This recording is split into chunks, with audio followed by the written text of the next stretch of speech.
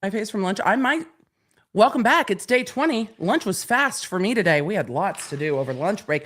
We are resuming after lunch with cross-examination of the timeline witness. I wonder if the timeline has moved your opinion or confirmed your opinion. And maybe we'll put up a poll here on the live feed in a little bit about whether the timeline has confirmed what you were already thinking, changed what you're thinking, or just doubled down on I've got questions. This is the prosecution's last witness. We are getting into cross-examination with Barber, who I really like for the defense.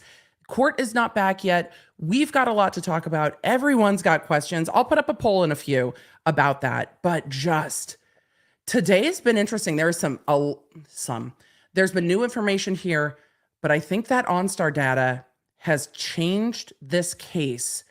We'll see how the defense uses that to their advantage. We'll see how thoroughly the prosecution can use it to their advantage, but there is no denying that the OnStar data has factored into this case huge. Cases are always fluid. Witnesses on rebuttal come out of the woodwork. We saw that in Deputy Heard where people were like, hey, wait, I was there. And the OnStar data was like, oh, here's more evidence. And we have definitely seen that evidence be leaned on by the prosecution with this last witness. We're back in a murder trial today on day 20.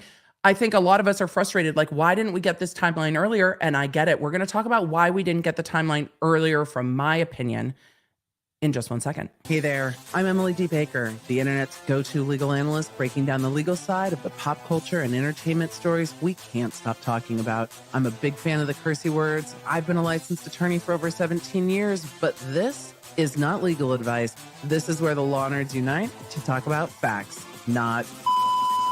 Let's get into it. I'm gonna have to update the thumbnail on this to be like timeline cross-examination. Don't worry, I'll do that once the court starts back.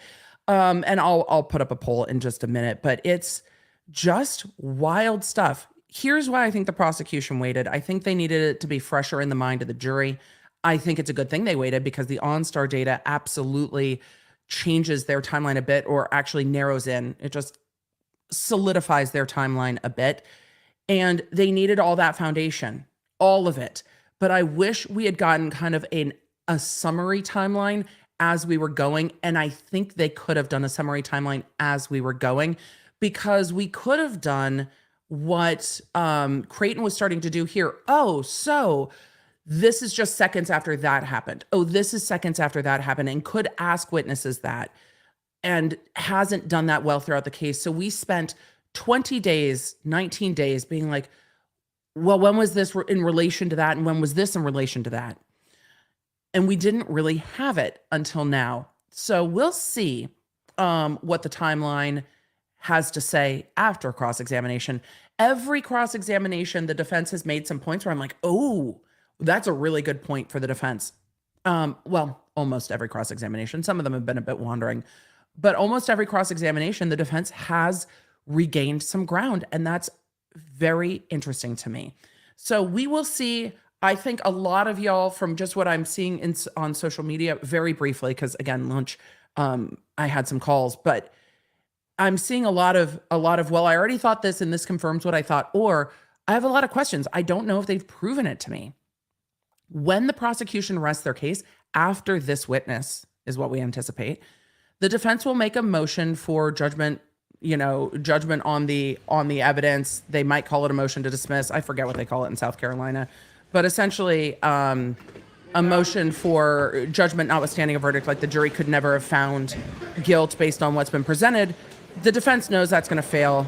They've already said, well, we think that'll be quick. They have to make the motion at the end of the prosecution's case. The court will probably do it when the jury breaks, and then we'll deny that motion. Bring the jury. Bring the jury, please. The judge is ready. Bring the jury. Hold on. I forgot to swing. My soundboard is now on a swing arm, and I forgot to swing it back my direction. Bring the jury. We are back. Because we are not seeing as much of the timeline, I think I'm going to switch to the triple feed. If the cameras start flashing again, though, I will switch off of this feed again and go back to the single feed. But for now, we're going to switch back to the triple feed and see, because I want to see Alex's face. I want to see Barber cross-examining and this witness. I don't necessarily need to see too much of the timeline witnesses. So let's see. Kat said, Emily, in Low Country, a lot of locals said they thought only a Murdaugh could do this because only a Murdaugh would be brave enough to take out a Murdaugh. I thought that was pretty powerful. I've heard that more than once. I've heard that no one in this area would have the chutzpah or the cojones to steal a Murdaugh family gun and kill Paul and Maggie with it. And I think we've seen some of that from the boat case too. Not that that's coming in here, but this is the feeling in the locality, and the jury's not immune from how the locality feels. Mr. Barber. Mr. Barber. Mr. Barber. Do you think Mr. Barber knows he's our favorite? I mean, I don't know if he knows, but he's my favorite of the defense team for sure. He's been clear. He's been good afternoon. He's been Agent, pretty concise. He's easy to follow. He doesn't wander. Let's start first with the GM data we like that Mr. Barber. came in. I think that may have made things a little more clear, right? We don't really need to look at a lot of those cell phone tower plots now that we have the exact position of the car, do we? I agree, yeah. The GM data is pretty clear. The GM data is pretty clear. Don't really. At first, you did an analysis of driving to and from the office in Hampton in the middle of the day. Not too interested in that, but let's skip to the drive from Moselle to Alameda. Okay. They're going to hammer on How throwing the long phone was that at drive? this point. How long did it take him from start to So finish? I'd have to look back. You're going to make them do math on the stand again, Barber. You're going to lose referring favor to with the the- jury. I'm kidding, with The the witness. 906 time. Yes, sir. Christy said, I had a tough 7-hour infusion I do every other Tuesday, and your commentary on these trials have helped get me through them. Thank you like so much. You're 907. welcome so much. You're welcome so much. The law nerds are here for you. I know a lot of you have stuff that you are going through, and these streams are there with you in all the different parts of your life. Thank you for bringing us along with you. This community is here for all the parts. To All the parts. 9:22, so about 15 minutes. So Do you drive need, to Alameda. More like 16 minutes? Do you 16 need a minutes, pen and yeah. paper? 16 minutes? Yeah, sure. Do you need a pen and paper? Don't start Okay. sassing a And witness that we like, Mr. Coming Barber. back, how long was it? Math on the stand is hard. 9:43. The jury's going to be like, get out a calculator and let's just.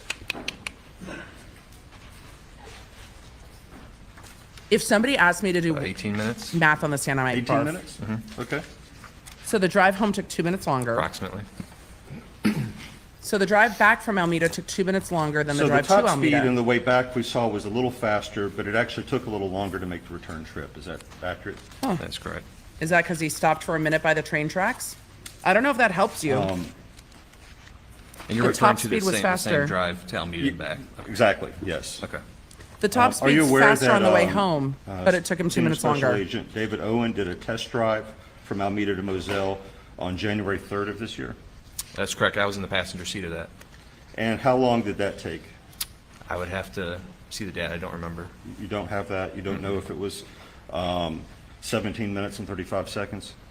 If I was presented with something, it could be, but I Don't have remember. that number in front of me. It's like, you're welcome to refresh my recollection, counsel, but right now I do not recollect. If it were that, it would be right in between those two times that we just saw for Mr. Murdaugh going back and forth, would it not? It could, but there was different variables at the time. It was during the day, wasn't it? It was. It was.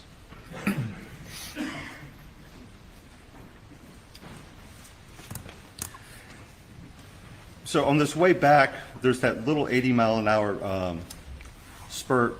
Spurt. How long did that go on? I am unsure of that. It's just the data point is plotted. It doesn't give a. It just gives you a timestamp. It doesn't say for how long. Johnny D3 said In your motion to refer to Dick's experience, wandering as I think Poot, you Scoot, and talked earlier Boogie. that Motion you granted. respond to calls in a marked car with blue lights. Not a marked car, but on marked car with blue lights. Yep. Oh, you had your lights Is it on. extremely unusual for someone who's on a straightaway in a rural road at night to give it some gas on a little burst? A little bit of gas, but when, it's 55 and you have deer and other environmental factors that play in. Yes, but it's not that unusual, is it, for someone Oh, to it's not to give a that little unusual. gas Somebody's on a going straightaway 80. in a rural road? It depends on what a little gas is. It's But the overall it is speed what that it he went is. to get from where he was going, coming from to where he's going to, as far as you know, is in line with the test drive that you were in the passenger seat for? If that is correct, what you mentioned, yes. It's like right in between those two, actually. Like I said, I don't have that test drive data in front of me, but Well, let's move on then to when he drove past that point where Maggie's cell phone was later recovered. And I think that may start on slide 23. 23?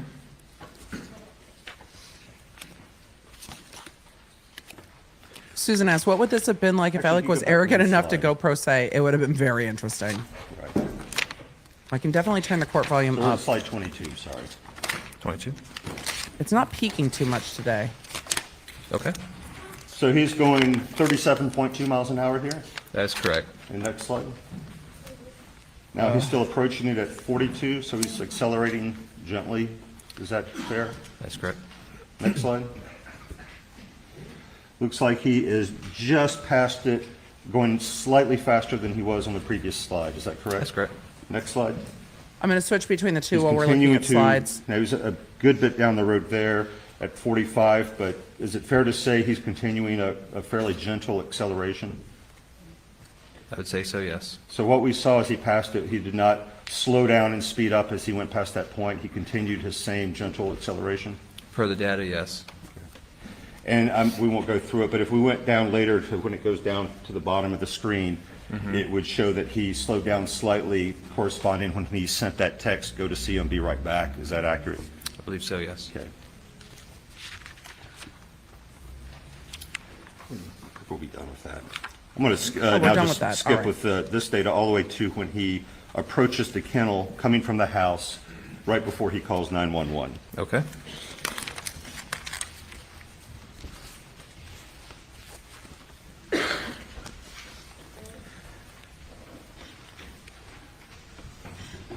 The direction he is driving as he comes right up, right before he parks, would he have his, would he be illuminating the bodies of Maggie and Paul? Per the aerial that I'm looking, I don't know if you want to put it on How the screen so we can fast show, but per would the he have seen aerial, it? it would be coming around that curve and it would illuminate at least Maggie's body. How fast would he have seen it? Would the illumination, is it going back towards that space between the barn and the kennels where Paul's body was out? Like I said, this is just a data plot.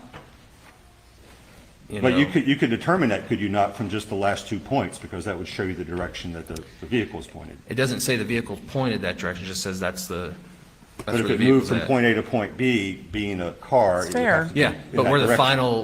final rests, I don't know which direction it's But as pointing. it's moving, As it's moving, yes, you would think it would go right, that so, direction. so the headlights certainly on Maggie, it would appear from the plot maybe on Paul as well. And does he park Calls for speculation. near Maggie's body? I do not He know where wasn't he there. parked the first time, because all we have is when the deputies arrived the second time. So On your plot? Let him on the plot finish. here, Barbara, When he we like comes you. the Just let him first time finish. Before the 911 call, where does his vehicle stop in relation to Maggie's body? it stops before it. How close is it? I do not have a. Descriptive, is it very close? Is it pretty much right there? I wouldn't Jess, say it's right on top of it, but you it's. can't it's see the very close first area. time in the crime So scene as he's photos. pulling up to the because scene, he he can leaves and certainly goes see to the one, if house not and both comes bodies back. on the ground, and he stops right next to Maggie. Is that fair? I'm just looking at the data provided. I was not there on scene. I Well, the don't know data what he- I provided don't is know the what he location of saw. the car and the location of the body. But I don't know correct? what he would have saw or what the car would have saw at that time. You don't know what would be directly in front of his car as it was moving from point to point to point? No, he doesn't. I was not out there. You Correct. don't know which direction the car would be pointing as it moved We know from which direction point the to car would point be to point? pointing, but what he saw or what the final Well, resting forget place what of he the saw. car is. Is the car's headlights pointing at the bodies as Don't he's know. pulling up? I cannot give a definitive answer on that because I was not there. And the data I have. I'm asking from the data. The Obviously, data you does weren't not there. say, But you must give the witness an opportunity to respond fully. You may Allow the proceed. witness to there is answer. no data that says that the headlights were pointing in a specific direction or at a specific object, so I cannot answer that.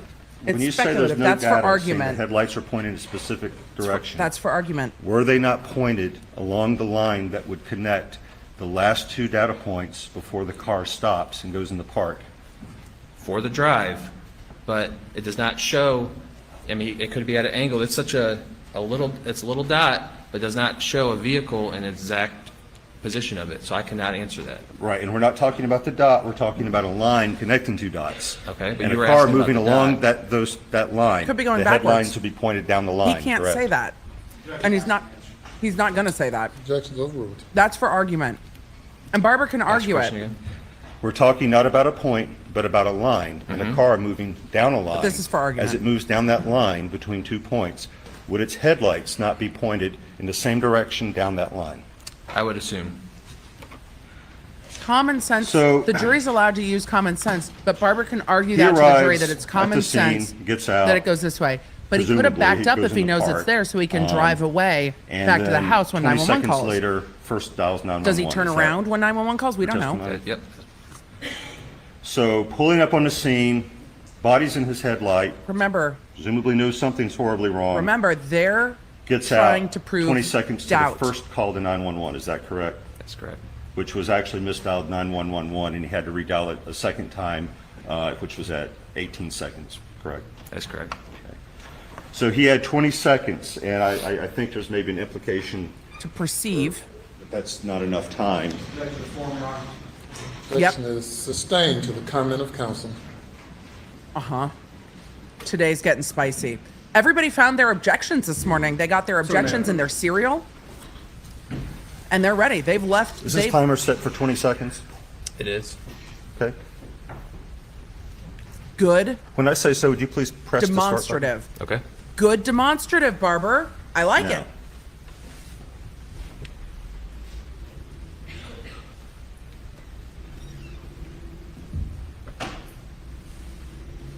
Look at Barber's face.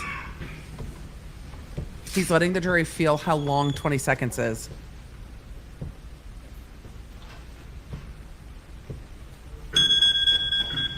That was 20 seconds, would you agree? Per your phone, yes. Come on. Dispute the phone. I do not. accuracy. Per your phone.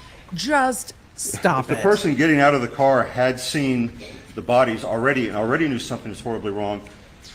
Do you believe that that is an unreasonably short period of time to inspect and call 911? It is 17 seconds. I'm here to testify on this data, not the hypothetical. I think you're asking the wrong person on that. Fair enough. We'll move on. I think you're asking the wrong person. It allows I the want to turn to your jury. condensed timeline, which I think is. It allows the jury to perceive it. So is it long enough to see that they're dead and then call 911? I'm going to ask you to turn He would have page to have had his 21. phone in his hand, and he definitely didn't check them both. But he could have Okay. seen it. It just contradicts And towards the what he bottom, said. 9:06 and That's 20 all. seconds, it says Maggie Murdaugh's iPhone sideways orientation. That is correct. The demonstration was Meaning great, that though. her phone at that time went to a sideways orientation? So between 9:06:12 and 9:06:20, from the phone experts. I thought the demo was that great. It started at 9:06:12 and it ended at 9:06:20.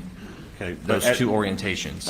I'll ask it this way. Okay. A second later, what would be the orientation of her phone?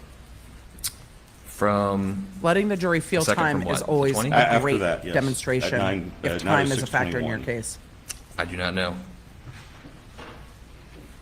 Well, then what does this entry mean? If it doesn't mean that it, There's nothing that says 9:06:21 on here. right, so what happened at 9:06 and 20 seconds? It finished its orientation change to sideways. What does that mean? So it went from a portrait, so let me get the phone. So it went from portrait to sideways.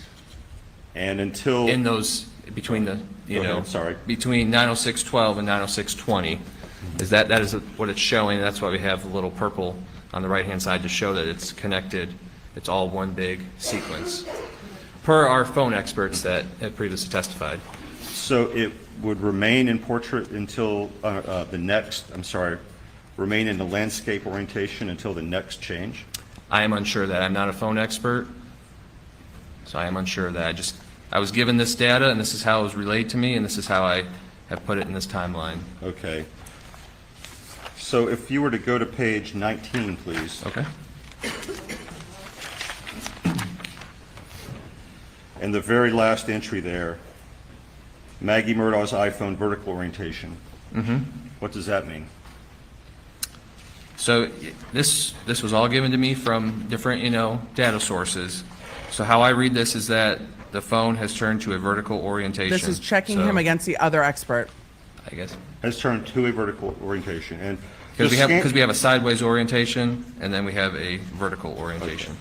Just keep scanning down until you get to the next orientation change for Maggie Murdaugh's phone. Robin please. asked the real questions. 20-minute treadmill From seconds? page 19? 20 Yes, treadmill sir. seconds or Okay. 20 Just looking for the eating next chips and queso orientation change. seconds? They're different. They are. They are. The chat. I believe it's going to be that 90612 And what does that say? implements an orientation change to portrait. But the previous change was to portrait, was it not? It says vertical orientation. So there's no intervening orientation change. It just goes to portrait and then changes to portrait again? Good question. As I read the data, yes, that's correct. Good Like I said, I'm question. not a phone expert. I was given these different pieces to plot, and this is how they've been plotted. There might have been an intervening one that's missed, but that would be in the evidence When too. you're giving these They pieces to shouldn't plot, do have you anything ever missed. notice if things don't seem to make sense or don't match with other data? Do you alert anyone? So we have phone experts that review that. So they have reviewed the data, and I do not know if that's something that they came across.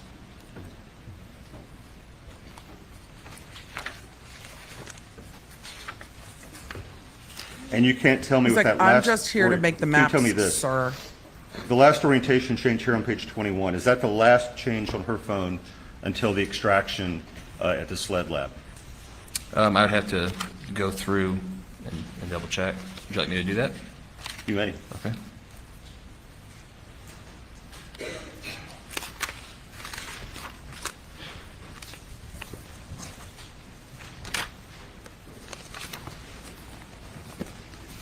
You said orientation change, correct? Yes, sir.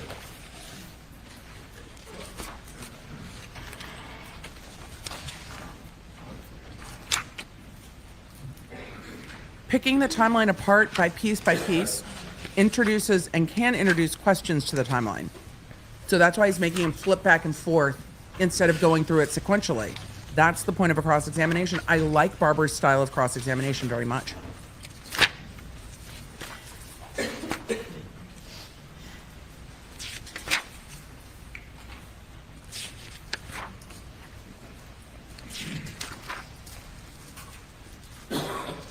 John Cruz, trying to make sense of Per today's this condensed testimonies. timeline, you were correct. That'd be the last Is the orientation prosecution change that I trying to see get noted. at Alex's phone showing movements that's the during the last murders? one until the No, phone was it's silent downloaded? during the murders. I Oddly believe so. silent during the murders. That's what they're getting at. His State's phone is exhibit, silent That would- until he goes now to the his thing mom. is, this is just a timeline, so it could be in what's already in evidence from Lieutenant Britt Dove. But in this timeline, that's the only one showing. Okay. And for orientation changes, we were really only concerned for the day of, Right. for this timeline. Show what's been previously admitted as Defense Exhibit 38.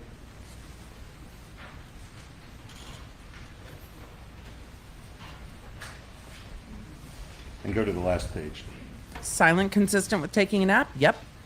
Silent, but you know what's not consistent with taking a nap is saying you're taking a This nap was at 8:44 and being at the previously, kennels at evidence 8:44. During the examination of Lieutenant Dove. And everyone else's phone's on at the kennels and his is Complete not. list of every orientation change recorded on So. her phone as of the extract.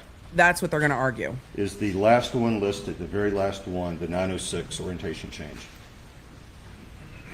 The 90622 on the bottom, Yes, sir. that's correct. The 906, yep. the far bottom column. The reason the orientation changes We matter to show, the defense State's Exhibit is 278. they're trying to argue that Maggie's phone was yeeted at 9:06, but Alex's car is still at Moselle at 9:06. So they are trying This was, to talk also about noted in that, examination. Maggie's This is a phone photo, being taken put on the this side of the lab before road The extract, actually 5 when days Alec before is the leaving. extract. This phone is in portrait mode, is it not? The way I read it, yes, that is portrait mode. So that very last orientation change we saw was to portrait mode, because there are no subsequent orientation changes, I assume so, yes. and not landscape as it says on this.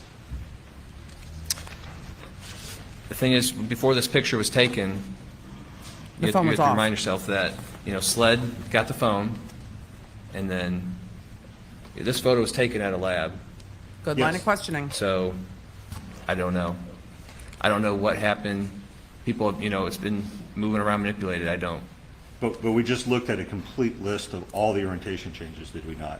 It wasn't time limited to a particular day, it's everything on the phone.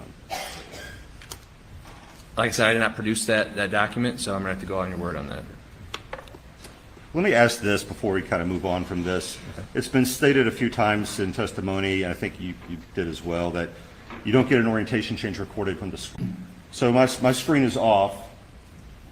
If I turn it, like to get an orientation change, and it's off, if I just stand here for a while, however long, an hour, and without moving the phone, Casey Cat, turn I'm the screen sorry. on, will there be an orientation Our change? thoughts are with you. That is a technical question for an expert that we had up here yesterday. That I am not an expert, and I am not a phone expert, so. So that's not a- where I'm going with that is simply, you don't know The expert was here yesterday. I yourself, should have asked him. comparing this timeline, whether the orientation changes that you're putting on here correspond with movement of the phone at that moment. I do not. I'm going off of data I was given from phone experts that gave me the data and has been put on this timeline. Jessica said the prosecution should show how long 15 minutes is. Not I'm gonna only turn did now he to the check the timeline bodies, and but really apparently focus rolled on, PM and messed with The PM's timeline phone for Maggie Murdaugh.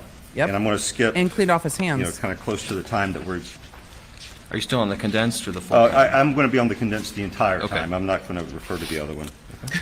Lisa, thank you for the super chat. And I want to start on page 7. No! Come back.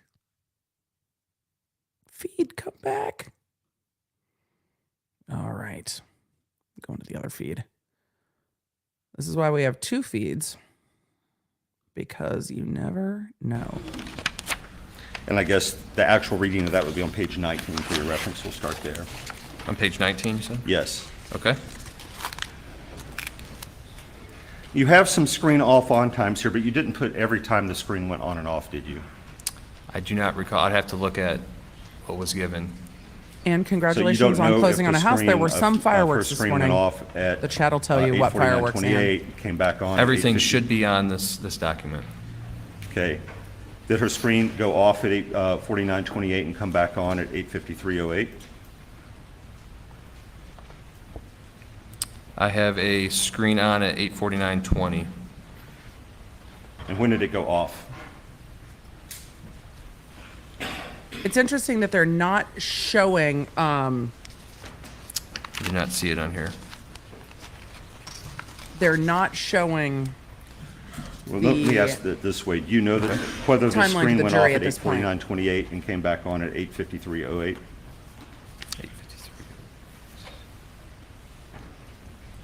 8:53. I do not unless I have it on here. Power 64. I will check out that Jen And Shaw then she interview. has I steps was that wondering if begin she would at 8:53:15. reach out to a consultant. I'm Is glad that she correct? did. Per this document, yes. When you were looking at the step data, did you look at the corresponding distance data that goes to the step data? I was just provided the timestamp and then the steps.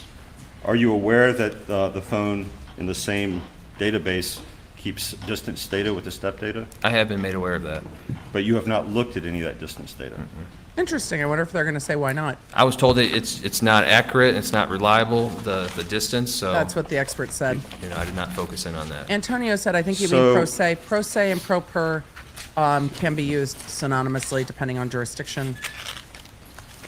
Because improper persona Would you think Some that people it say pro se, is some say pro per. possibly, well, just as an investigator, on your spreadsheet, I won't bother to put it up, but you had a bunch of time periods where Alec had steps, different times. The jury's not meant to follow this. This is Do you meant to think there would confuse. be any relevance to whether It's the strategy. number of feet per step and all those different increments was extremely consistent? Is there any relevance to it? Would it maybe suggest the same person was walking? Calls for speculation, Your Objections Honor. overruled.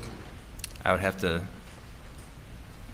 I didn't do the feet per step, so I'd have to see the data. I understand that, and the Yeah. question is, would there be any relevance to an investigation to seeing that the feet per step were extremely consistent for disparate time periods of the same phone?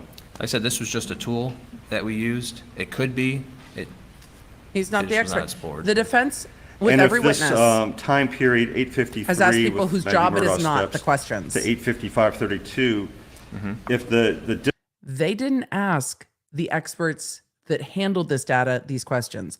They ask a different expert the questions, and the experts have to say, I'm sorry, that's not my area. They do it with every single distance expert. covered in and that it is a time were strategy. short, meaning she was moving particularly slowly, could that have any relevance? it depends, but that distance is, Belinda, that's what we're was in told my is head. highly inaccurate. And everything is, an estimate. So even the steps, that's, we're told by the phone expert, that's an estimate. That's not an exact number. The same, I would assume, for the distance. So you don't think, you did not check to see if the speed at which Maggie Murdaugh was moving on that very last increment, the last time the phone says she was ever walking, there was no, how fast is she going, is she running, is she creeping? No one looked at that. Objection, facts not in evidence. That's a good objection. Objections overruled. I did not look at that, no. I cannot say for anyone else. And the same question for Alec Murdaugh, did anyone look for, I think you have, over 8 of these increments listed out, whether he was going particularly fast, unusually fast for him, unusually slow for him, the same speed he always goes. Did anyone look at that? I don't All we have here is the data that remember is the on data sheet. on the data on the expert that talked about the orientation changes was And so you long do ago, I have don't these remember. steps per minute, but do you have any data suggesting that within, and I'll pick one just to make the question simpler, Alec Great. Murdaugh's first, well, I'll pick an even easier one, entry number 30, Okay. which is when he's at Alameda and then part of when he's leaving Alameda, is that correct? That is correct, based by the time. And it says 60 steps over almost, just a little short of 10 minutes. I believe so, yep. So of course Chelsea, it's 6, I appreciate your super slightly chat. more This than is 6 a steps place per for minute, conversation, which would be a step every 10 seconds. and we have conversation. So this Open time period is conversation. not saying that Respectful he's conversation. going that many steps So per no, minute, there will be no right? name It's saying calling he in this walked chat, and and then I he didn't appreciate- walk and he I walked. appreciate Is that. that fair? It's just giving us an analysis, a general overview of, our estimated steps that it gives us, and then estimated steps per minute. That's all it is. It's just a general. Well, I'll just ask open-ended. Why is this last column steps per minute here? Why are you presenting this? It's just another way to present Sir, they asked the me data. to. The lawyers asked me to do it, so I did it. I don't know why they make the choices they make. They're the lawyers. Turning back to, I think we were on page 19. Okay. Maggie Murdaugh's phone is walking. Now, we had from previous testimony an activation of the Siri user interface with a side button. Did you recall that from previous testimony? I do not, but it could have been. Okay, you don't recall previous testimony about that. Can we bring up Defense Exhibit 41?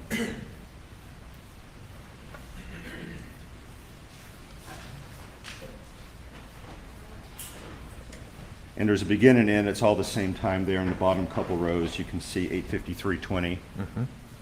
The phone did go a walking.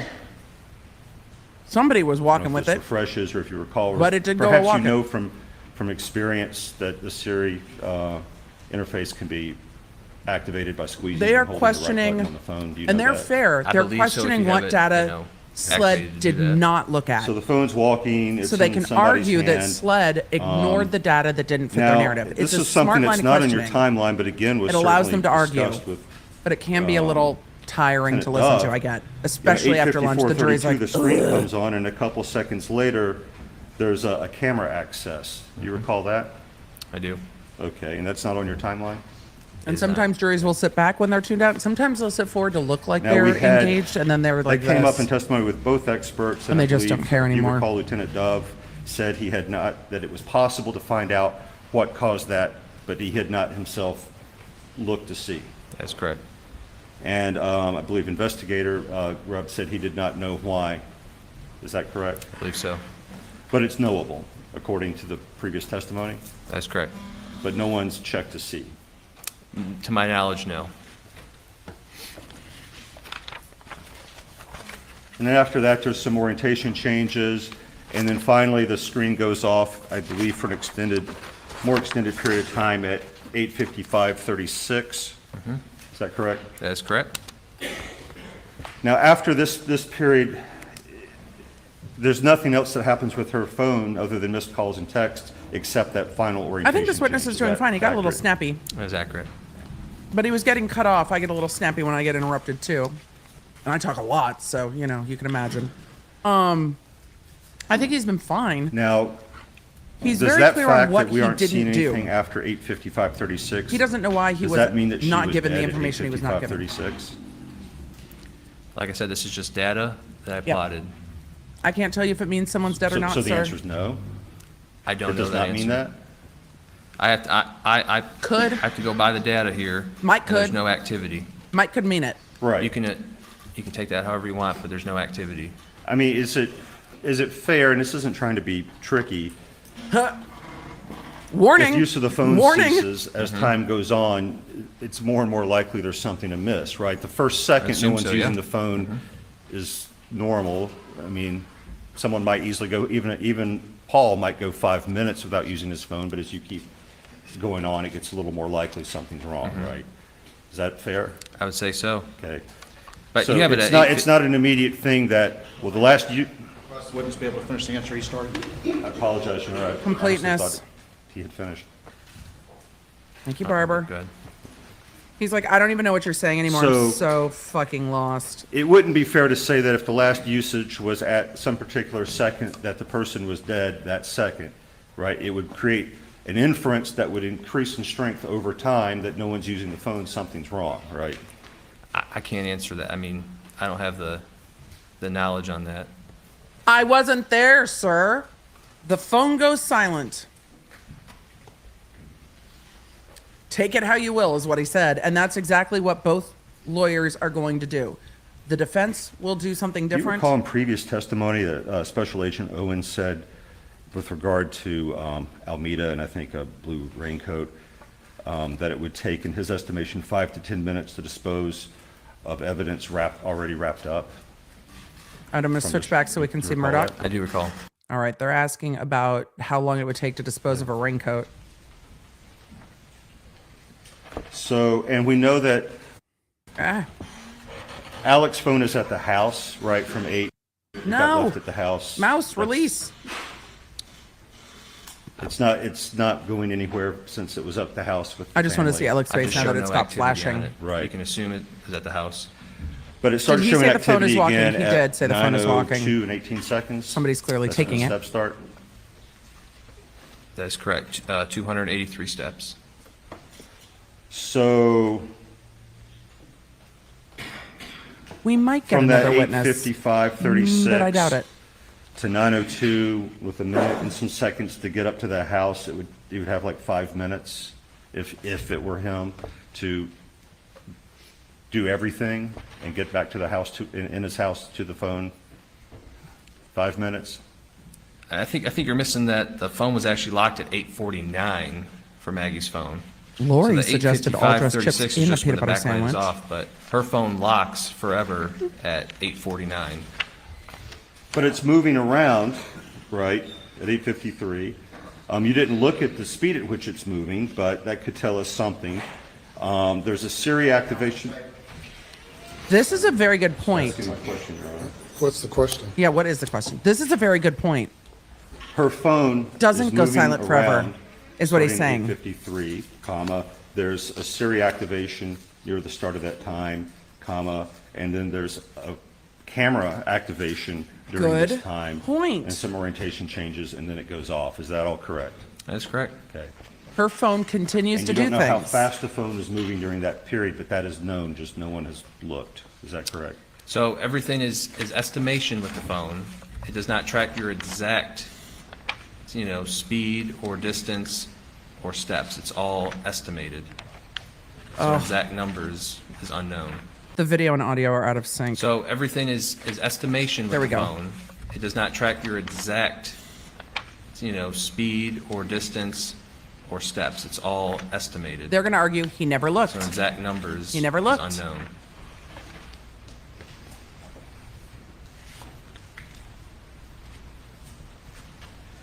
That's a very good point. They're pushing And you have, back I on assume the from phones went the silent forever. They're testimony, like, but you did don't it know though? why someone Because would it take kept Maggie's phone, but working. not Paul's phone? I would not know. I mean, I'm not there. I mean, I would not given know. your job as a SLED agent, I mean, would the fact that the camera was, the phone was in someone's hand and there was an attempt to take a picture, would that be an inference you could draw? He never Why said that it phone was attempted to taken? take a picture. I don't know what SLED looked From at. what I heard, I but have little You'd confidence. have to ask a technical expert on exactly what that camera We've had function 3 was for. testify. Well, you see, the thing is that the technical experts, they're not going to say either, are they? It's some investigator is going to have to make some inferences from the data, and the question is it a fair inference jury that if can make camera's in inferences somebody's from the hand data. and they're trying to take a picture, that might be why the killers take that phone and not the phone that's in somebody's pocket? So the way Your Honor. Calls for Basis speculation. for the objection. Argumentative. No, it calls for speculation. The response to It is kind of that argumentative. defense. Any response? Your Honor, I'm asking the investigator whether, Response to the objection is argumentative. Your Honor, I do not believe it's argumentative. I'm asking if an inference would be fair. I overrule the objection. Because it's the wrong objection. So the inference I'm looking at it is that the camera was trying to identify a face to unlock, which it did not. So that is the inference that I would look at that instead of taking a photo from a layperson perspective. Right, except that's not an inference an investigator would make, correct? A technical expert would go and see what triggered the camera activation and tell that to an investigator, correct? I was not, but I am not the technical person. And I think we covered in some previous questioning that Not my testimony circus, has been that bro. that's knowable, but no one has checked.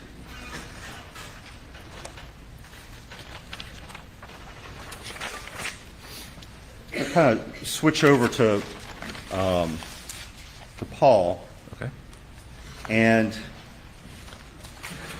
just to sort of summarize everything up, there doesn't seem to be any missed activity until the unread text message from Rogan at 8:49:35. Is that correct? That is correct. And is it correct that his screen does not ever come on again until after the 911 call? Is screen coming on? Yes, sir. I believe it dies shortly after at like 10:30, so, I think 10:36. And I'm aware of the 10:34. screen Okay. coming on after the 911 call, but I'm asking, did it come on at any time between this text from Rogan and those 10 after 10 They are. o'clock They are times? trying to build in doubt to the data. Let me just double Which is check. interesting because if I were them, I might say, assuming everything's true, he doesn't have time to do this. But they're going to attack every single bit, I and that's show their a, strategy, and that's fine. Display screen on at 10:20:08. Okay, so the answer is no? It does turn on. That's what you asked, correct? Oh, I'm sorry. I was asking if it turns on before the 911 call. Before the 911 call. Y'all, I can't fix the blur. For the It's whole law and day? crimes blur. Well, I it can would switch be about feeds, but then we lose hour, closed captions 10 and minutes, Alec. but- So that's the feed.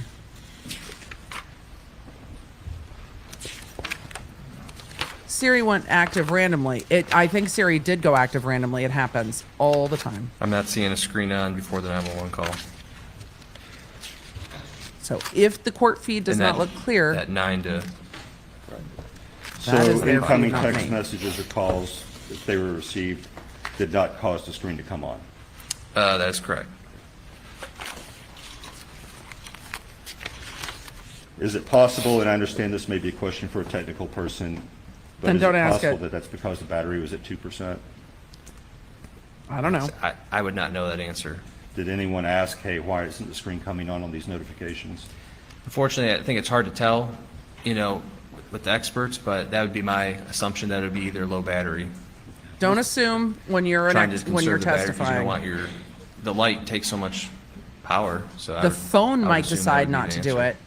So after, whatever happened after 8:49, his phone is not prompting him. It's not lighting up when things come in. They're trying to I get to don't know if Alec it's wouldn't have vibrating or whatnot, seen. but according to the data here, it is Smart. It's not lighting up.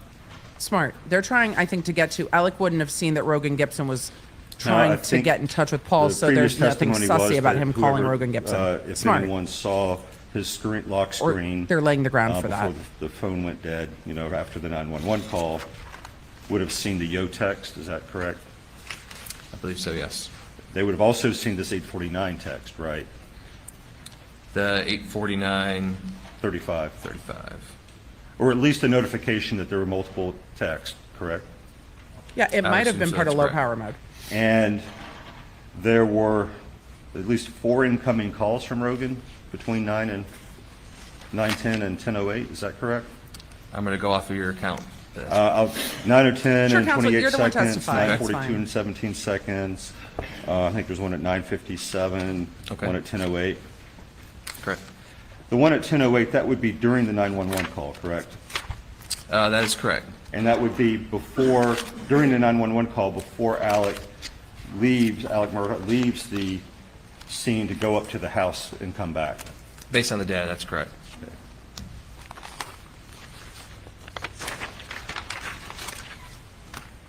We don't actually know why the screen came on those 2 times, do we?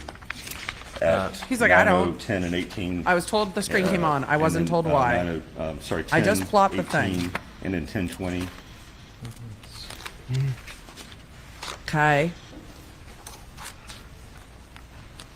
And that's why this defense team has done this the entire time. They ask questions We with do not not. the expert that can answer it, You know because how this long the expert's like, screen it stayed on? allows them to make these assumptions in front of the I jury. did not have that. And it know if it allows was them to 12 seconds. pontificate in front of the jury the things they want to pontificate, which they'll do again in argument. At the second one But of it those, gives them the room to do that 10:20:08, without being shut down by an expert. Screen on. Doesn't the Alex Murdaugh's phone indicate he's walking at that time? So we have a start time and an end time. Doesn't mean he's walking during the whole time, but that is what the Was phone. this the that's start? what- I'm sorry, let me just ask, is this the start? Your Honor, it's just a clarification. This is absolutely part of their job. Did you, as soon as the witness starts talking, then you start talking? Who's talking? Are you Me, talking? I'm Go talking. ahead. So the phone parses the data. It's It gives you absolutely a part of start their time job. and an end time.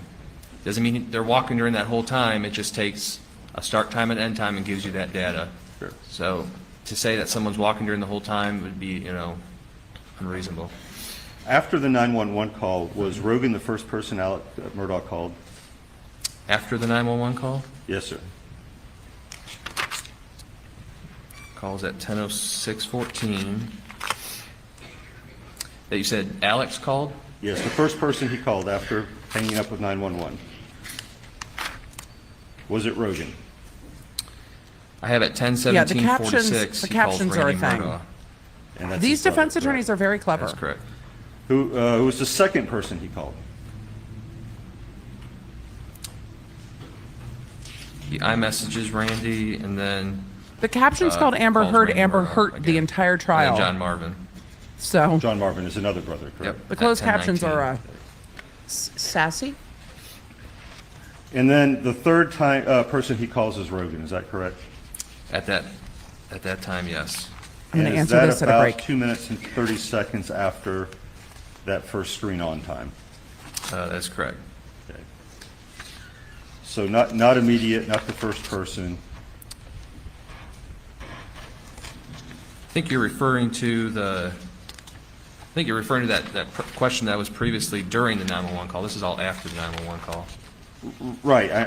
The question is, it's about 2.5 minutes after Paul's phone screen comes on that there's a call to Rogan, and it's the third person that Alec Murdaugh calls. Is that correct? That was at 9:08, wasn't the screen on? No, 10:18 and 53 seconds. Randy is the older brother. I think he's the oldest brother. And That'd then be John correct. Marvin and then Alec, I think. So yes, he called Rogan a number of I times think we went before over that Buster. anyone who was looking at could see what was on Paul's screen, would see multiple missed messages, calls from Rogan right on the screen. I would assume. Even a call coming in during the 911 call. I would assume, but Okay, so as an investigator, do you like, think I don't it know. would be terribly unreasonable that after calling other family members, Here's the point.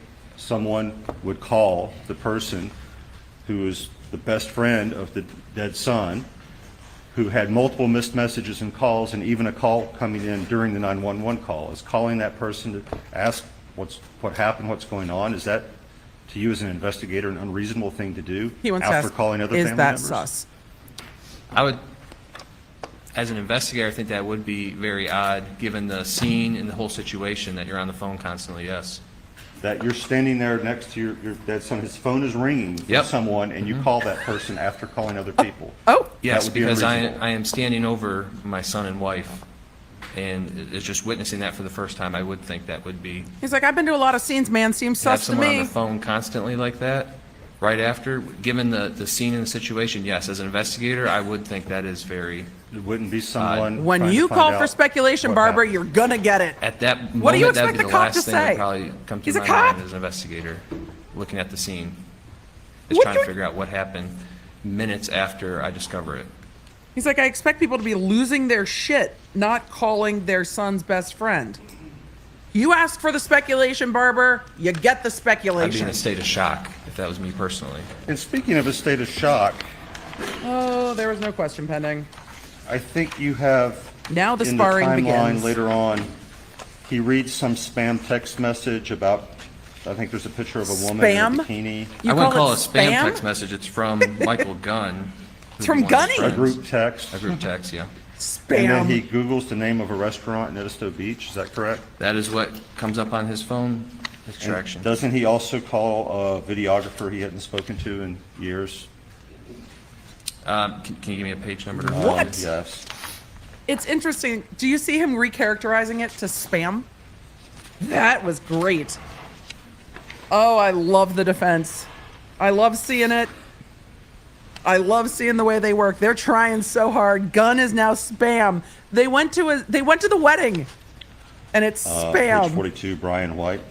last Wonderful. entry. I thumb dial That's what people, dad by the way. shows. So he would seem to be in a state of shock. None of that makes any sense, does it? You're not going to Google the I'm name not. of a restaurant after you find your son murdered. I'm not Alex Murdaugh. I don't know what he was thinking at that moment. He was thinking, where are we Probably getting wouldn't be on dinner? my phone. Really, you wouldn't be calling family? It's all calls for speculation. I might be calling family, but I want to be The Googling testimony and was doing that Rogan stuff. was family. If you ask a question, if you want him to answer, you have to give him an opportunity to answer. Proceed. Thanks, Your Honor. I Thank would you for not the be super chat. Googling and doing other things with my phone, no.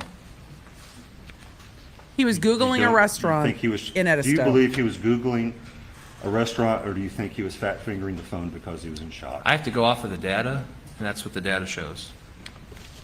You can argue that to the jury, Barber, which is what he's doing now. And you believe that calling family and calling someone that the prior testimony was like another son is unreasonable in the circumstances? I would say so, yes. Oh, and now he's saying it's unreasonable. Given the fact that you just He didn't say it was odd. arrived to the scene, yes.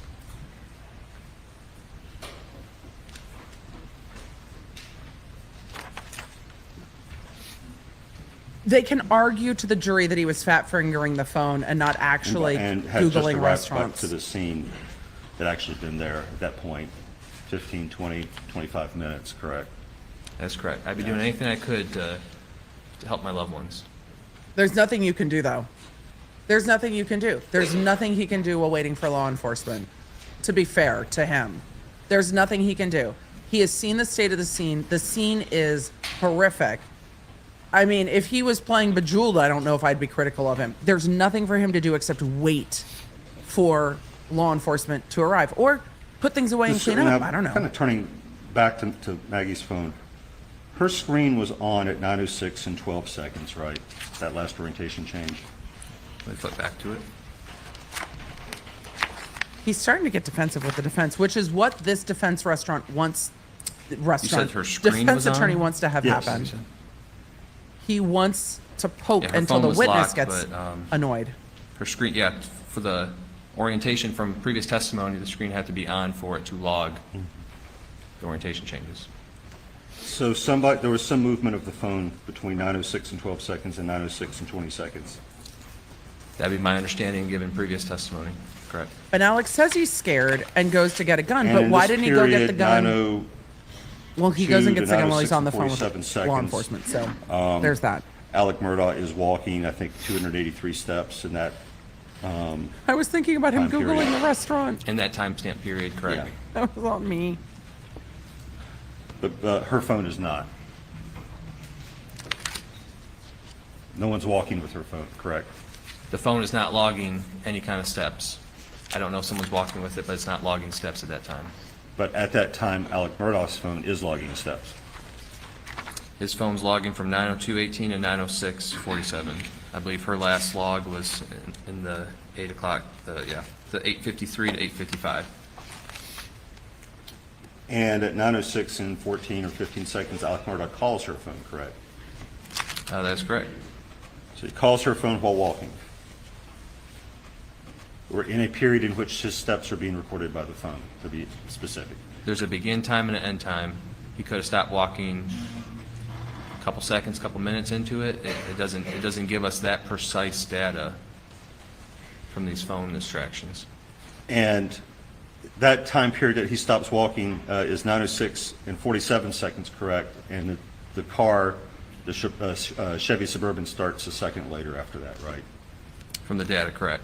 So it's a fair inference that he ends that by walking to the car, getting in and turning it on. I'm not sure when exactly he got in the car or how long he was sitting in the car before, but this is what the timestamps show, and this is what the vehicle start time shows, and the end time for the steps. So his phone is stepping, walking, while he calls Maggie's phone, which is moving, but not stepping with him. Is that what the data shows? This That's is your inference on the data. this is a good Well, I point. mean, breaking it down, his phone is A very in good period point. of steps, correct? Unknown when there is steps Just during that period. his phone is in this Let time period him of finish. steps, correct? Correct. Her phone is not in any period of steps, correct? Correct. Her phone in this time period where the phone call's coming in, 9:06, 12 seconds, 20 seconds, there's some motion because there's an orientation change, correct? That's correct. And he's calling the phone during this period that his phone's in steps, right, at that moment, right? I cannot say that he's actually in steps at 9:06:12. Yes, and you said it, but his phone says. Yes, and you said that, there's but this period I'm he's saying that walking. it is. In that period, between the start and end times, he's calling her phone. That is correct, but you can see during the 911 call too that there's times where someone could be stopped, someone could be walking, so we don't know if he stopped at 9:05:15 and the orientation changes and he's right at the car. I don't know that. Do we know, we'll put this, do we have any evidence that her phone and his phone ever moved together? Not speculation, but evidence showing that they're moving together. Same person moving at the same time with both phones. Moving together, like physically moving, or functioning in like, Yes, that they're both moving, the same person is carrying both phones, they're moving at the same time. I would argue that between 9:06:12 and 9:20, that the same person has both phones. Because there's an orientation change and no steps on this phone? You have an And steps on this you phone? have an orientation change starting while someone's calling, looking at the phone during that time period. And would it perhaps be reasonable that someone has that phone and an incoming call comes in, the screen says Alec Murdaugh, and it gets tossed out a window? Is that another fair possible explanation? That could be your explanation. Except she had him saved in the Why phone would as that Pa, explanation be not less Alex. fair than what you just said, based on the data? So how you interpret the data.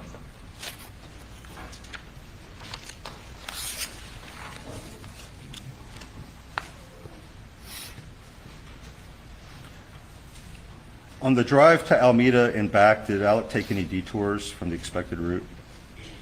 Not that I could see.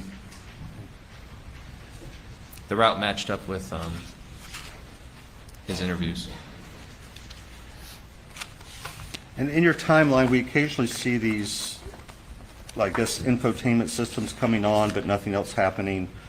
The prior testimony was that even the FBI engineer doesn't know why that is. Is that accurate? That's accurate. He said it could be, you get close to the vehicle. Sometimes when I don't know if you newer GM vehicles, you get close to it and you can kind of hear a little buzzing noise. It's almost like the system's booting up. That's how he described it to me. Could be the key fob being closed. It could be the car unlocking, locking, door opening. Just they don't know what actually caused it, but it's just booting up and running in the background. When you were looking at the sort of going in and out of park data, did you look at the data for other days than June 7th? I did not. So you wouldn't know whether on other days there are periods in which it seems to go in and out of park repeatedly in a short period of time? I would not. You wouldn't know if that happened on 6/4, 6/5, or also 6/6? I would not, no. I was focused in on June 7th, 2021. Would looking at those other days and seeing the same thing happen inform your interpretation of seeing it going in and out of park on 6/7? I was just looking on the day of the murders. I mean, if it did that every single day, would it seem unusual to also do it on 6/7? That'd be a question for Mr. Fakowski, who actually looks at that data. I'm waiting for him to be like, I don't know, ask your Would it? client. It would. Is he, Probably he's be going to make inappropriate. inferences about behavior based on the data, or is he just going to say what the data is? He could say what the data is, but I wouldn't know an inference. I don't know someone's driving pattern and how they shift, and how would I know that? And he would? But how would I know that? Well, the question really is, if it happens every day, is there anything unusual about it happening on 6/7? A period of days is not every day. You'd have to look at I would assume, a wide range of days to get. Well, it definitely moves How the many? jury away from all of That what happened they heard every earlier. day for the preceding But I think 3 Barber's days, would that be building enough? Barber's building the points Every where he day wants is a to new day. argue. I would And not. that's what he's building it in. Something could happen different on a different day. I mean, I don't know how you could compare that data. You go different places, you do different things happen during drives. I don't think you could accurately show that.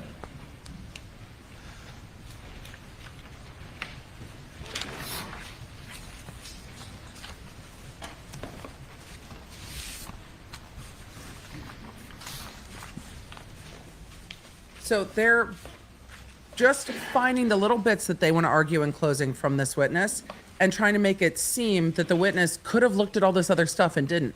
But it's not this witness to look for all the other stuff. This witness was given the data and said, can you make this into a timeline?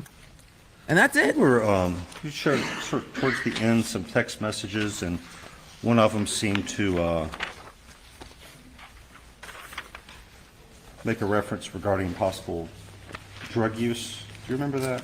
The defense also wants to ride out the rest of the day, And that was so they don't have dated, to call any witnesses May today. 6th? They're trying to ride it out till the end. You We're have at it- 3:30 on you have the copy east. pulled out? So they're also trying to Are you referring to the text from Paul Yes, I am. to Alex? Okay. I have May 6, 2021 at 10:52. And then there was some Google searches by Maggie Murdaugh. That is correct. Are you aware of a text from Alec regarding pills to Maggie on May 7? I would have to see the text. Hey, Can I see the text from May 7th? 138, which I believe.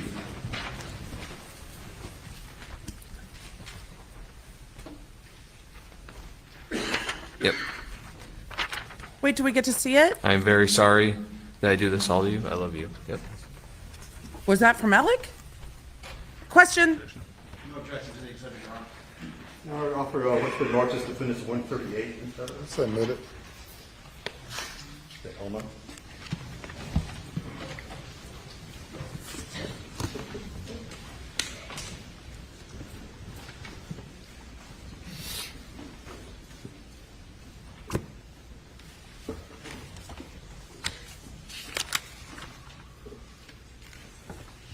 Oh, hold on. We're going to switch to the big screen. So this was Mr. Murdaugh's response to the being confronted about the pills that you previously read. I can only assume this is from Alex He to doesn't Maggie. know. The text message I read was from Paul to Alex. Yep. That's fair. So his family was aware of his drug issues, correct? I mean, from the texts. I would assume from the text. And he was aware that they were aware, correct?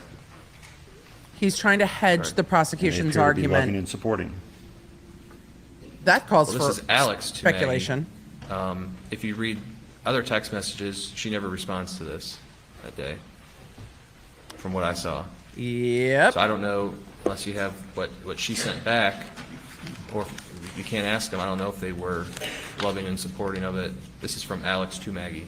He's not I'm sure going we'll to have an be. opportunity to see further text messages. I beg your question. Objection. No. Question. He was just saying, I'm sure we'll have an opportunity to see more. But the officer's right. I don't know if they're being loving and supporting. Your Honor. I haven't that right? seen the Please support. response. All right, redirect. And that's it. That's a shorter cross than 2 hours. I was guilty. About an hour. All right. Creighton, keep it short and sweet. This jury's tired. You're up.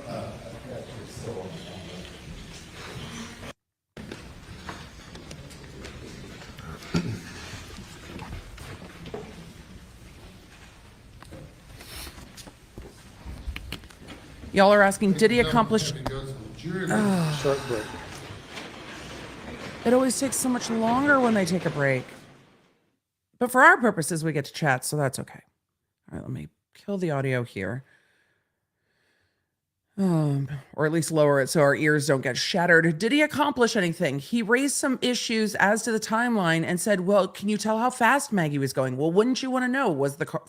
You can't tell if this phone was a car or not. So he is boxing out prosecution arguments because the prosecution's going to argue, well, you know, Alec and Maggie's phone were together. And they're like, well, 5 minutes. it could have been in a car. They don't know. They didn't look at how fast it was traveling. But they didn't have Maggie's GPS because they didn't save that information because they put the phone in they put the phone in airplane mode, but it was still receiving GPS and still receiving some information. And so it overwrote that information, which is a problem. So they don't have the GPS data. So yes, I think there are some points in there that they need because they're going to argue them in closing. So that's what I'm seeing there. So with that, question speculation, what if the murderers brought their own weapons but saw the family guns lying around and took the opportunity to frame Alec Murdaugh? I don't know. They've said that there were no guns left up at the feed house, and they had the caregiver for the dogs who was there earlier that day, who left at like 4 p.m., I think, who said there were no guns up there. So it's unlikely that they can even argue that because it goes against what is in evidence. They have to base the things on evidence. But he was pointing out, look, you could have looked at this, you could have looked at that, and you didn't. And that's what they're going to argue.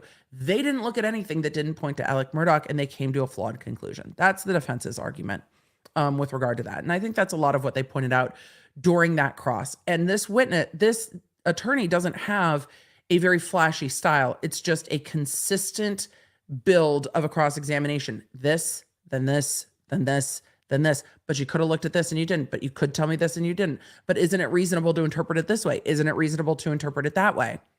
On and on and on. I'm just curious why Alex called for Maggie and Paul only to come to Moselle. Why not Buster? We have heard no answers of why he didn't call Buster to come. Where is Maggie's phone? Right now, law enforcement has it. While it wasn't this witness's job, them showing all this data was not even looked into, shows how much they refused to look into, investigate. Kay, that's absolutely the defense's argument. Absolutely. He's like, I don't know. And they didn't ask the witnesses who could have looked into that because there might be explanations for why. It's like, oh, we tried to get this data from here and we didn't, or we tried to get this data from over here and we couldn't. This witness can't answer if they tried to or not. He can only say, we don't have it. Could you have? I don't know. Maybe we could have, but we don't. And so they did a good job of asking the witness who can't rebut their presumption. So that's what that is. Hold on. Let me pull these up. I'm going to move my screen a little bit so I can see a little bit better while we are on a 5-minute break. Will defense make a motion for acquittal today? The defense will make a motion for like a judgment notwithstanding a verdict, whatever they call it. They call it different things in different jurisdictions. But yes, they will essentially make a motion saying that based on the evidence, there's not substantial evidence that a reasonable jury could find the defendant guilty. That will be denied. And it will happen pretty quickly. We saw it in Depp v. Heard, and there were more arguments in Depp v. Heard about it, but we will see it here too at the rest of the case. The only case we didn't really see it in recently was Brooks, because I don't think he knew to do it because he was representing himself. Sorry. We needed to gloss. Nancy Jennings said this witness is very good. He can't answer questions that are beyond his scope. Otherwise, it's speculation. He speculated a little bit, but he held his ground pretty well. Doodles in Wonderland said, being from Hampton and living in Colleton County, this whole thing has been daunting. Thanks for providing comprehensive commentary and insight. You're welcome. I try to just commentate on what we're doing and then sometimes how I'm feeling about it. Annoyed, tired, head hurts, need a snack, wanting fried chicken or country fried steak or whatever. Yep. In rebuttal, can the state recall witnesses? Emily, yes, they can. Feels like the state ended on a high note, and I'm happy, Jazz. I'm glad for you. I think the state ended with what they had to. They ended with the minimum. They ended with the timeline, and they needed that timeline. Did they check Bluetooth on the GM Maggie Murdaugh's phone? It would have shown, I think, in the OnStar data, and nobody's brought that up, so I can only assume it's not there. But it was also his work car, so I don't know. Emily, do we know when the jury will begin to deliberate? Omar, that's a great question. Gosh, would I love to tell you. The defense has said they have a week of their case. So there's a week of the defense case. So this jury will not get the case until at least not next week. What's the date? I need a calendar. Why don't I have a calendar? Emily, where's your calendar? This is me guessing. I think we are looking at maybe March 1st. Unless the defense case zooms. If the defense case zooms, maybe February 28th. But we're looking at the end of the month. Yeah, we're looking at the end of the month. I'm tired. Hello, Fred. Have you come to cause more chaos? DA should ask about other phone pings. They sure didn't. But they should. Hello, Operation Fred. Hold on, buddy. Hold on. We're talking. I know. He's like, your desk where I normally sit is full of stuff. Yes. I want to send a screaming goat to all the lawyers. They are making me nuts. State yells at their witnesses. Defense never lets them answer. Yeah, that's true. The not letting them answer is a tactic to frustrate them. EP, did he literally say it's open to interpretation, not my interpretation, but possible? Wow, way to turn a witness. He did. He said, it's not mine to interpret. You can interpret that data that way. I'm not. Good line of questioning. I thought it was a good cross. It got a little dry in the middle. And a lot of you were like, I've lost focus. The jury's going to feel the same way after lunch. Do the YouTube things. Fred, you can't push me out of the way. I have to sit. Fred is like falling off of my lap. Fred, you are causing chaos, my dude. Chaos. Absolute chaos. All right. Do the YouTube things. Thank you. Yes. Normally the phones should be in sync for a short time period when he took it after, or am I wrong? I forget what the expert said. Oh my goodness, cat. I forget what the expert said because the expert was talking about when they would log and when they wouldn't log. And we don't have a great answer to when they would log or when they wouldn't log data because I just simply don't remember. It was so long ago. And the jury doesn't get to go back and watch it again. All right, it looks like we're back. Let's see if the other feed is back. All right.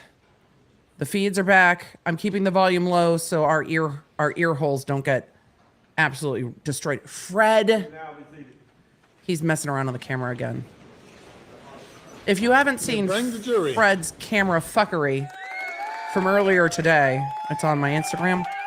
Question at 10:44, there's a call from Nolan to Paul that lasts 4 seconds. Why did no one find that odd? Doesn't that mean that his phone was answered? It means that it's answered. It means that it's answered. So, yes. Oh, that is odd at 10:34 because at 10:34, I need to go back and look at that, Felicia. Sorry. At 10:34, Fred, leave the camera alone. At 10:34, the phone battery dies. So 4 seconds might have been trying to connect. But again, the people who did that data were so long ago that some of it I have forgotten. Good point with his not walking, but not hers. They definitely talked about that earlier in this case.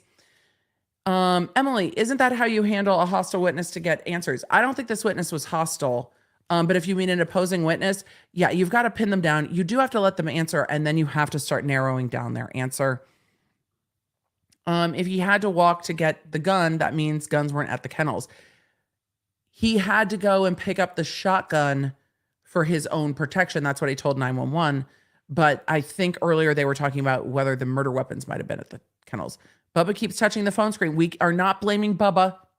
Poor Bubba. Okay, may proceed. Emily, your nails are on fleek. Love them. Thank Especially you. Rudofski, a couple matters I have up on the screen. This is from your cat slides from the defendant's my trip in-ears. coming back from Alameda. Is that right? That is correct. And going to this next slide, and this is the trip, what was the max speed the defendant hit on this trip back from Alameda back to Moselle, approximately? This is not It loud was at all. around Normally 70. this is so loud of me. I'm sorry, so the trip back to Moselle, that would have been around 80. Thank you for making a big, long Previous one run. was around 70. Did the data, while he was still at Alameda, did it reflect that the vehicle paused for a period of time in the driveway before continuing? It did. And would that pause affect that average speed that you calculated It would. in that time? It They're would. talking about down here.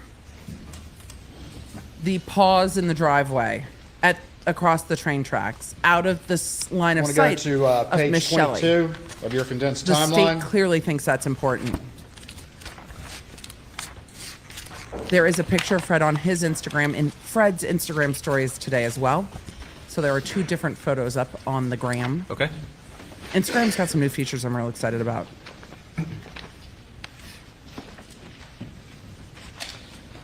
And up at the top, I think that's what the tell defense is jury what arguing, time FD. period the data reflects that Maggie Murdaugh's backlight was off. It shows from 9:07 p.m. to 9:31:44 p.m. And during the entirety of that time period, does the data reflect that her phone was also locked? It does. Lady Glitter Sparkles, I love the Trolls reference name, first of all. And I'm so excited that your mug came. That's amazing. You could turn to page 18. Never seen lawyers argue with the judge. Oh, it happens all the time. It was very sassy today. Page 19, my apologies. Okay. From 8:53 to 8:55, what does the Hey. data reflect? Any steps logged on Maggie's Thanks, phone? everybody. We binged. The data reflects Maggie Murdaugh's iPhone shows 59 steps logged. Can the data tell who was holding that phone during that time period? It does not, no. If you could turn to page 39, please.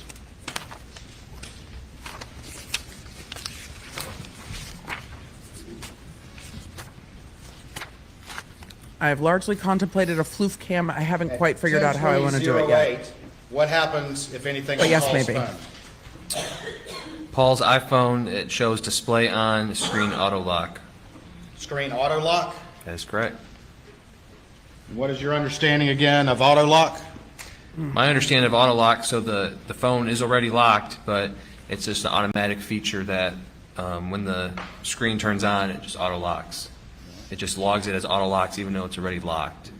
Could that be from not recognizing a face? Either a face or Oh, this Yeah, witness push the button doesn't on the know. side, The yeah. other witness testified to it. Recall them if it's that important. After that screen on auto lock on Paul's phone at 10:20:08.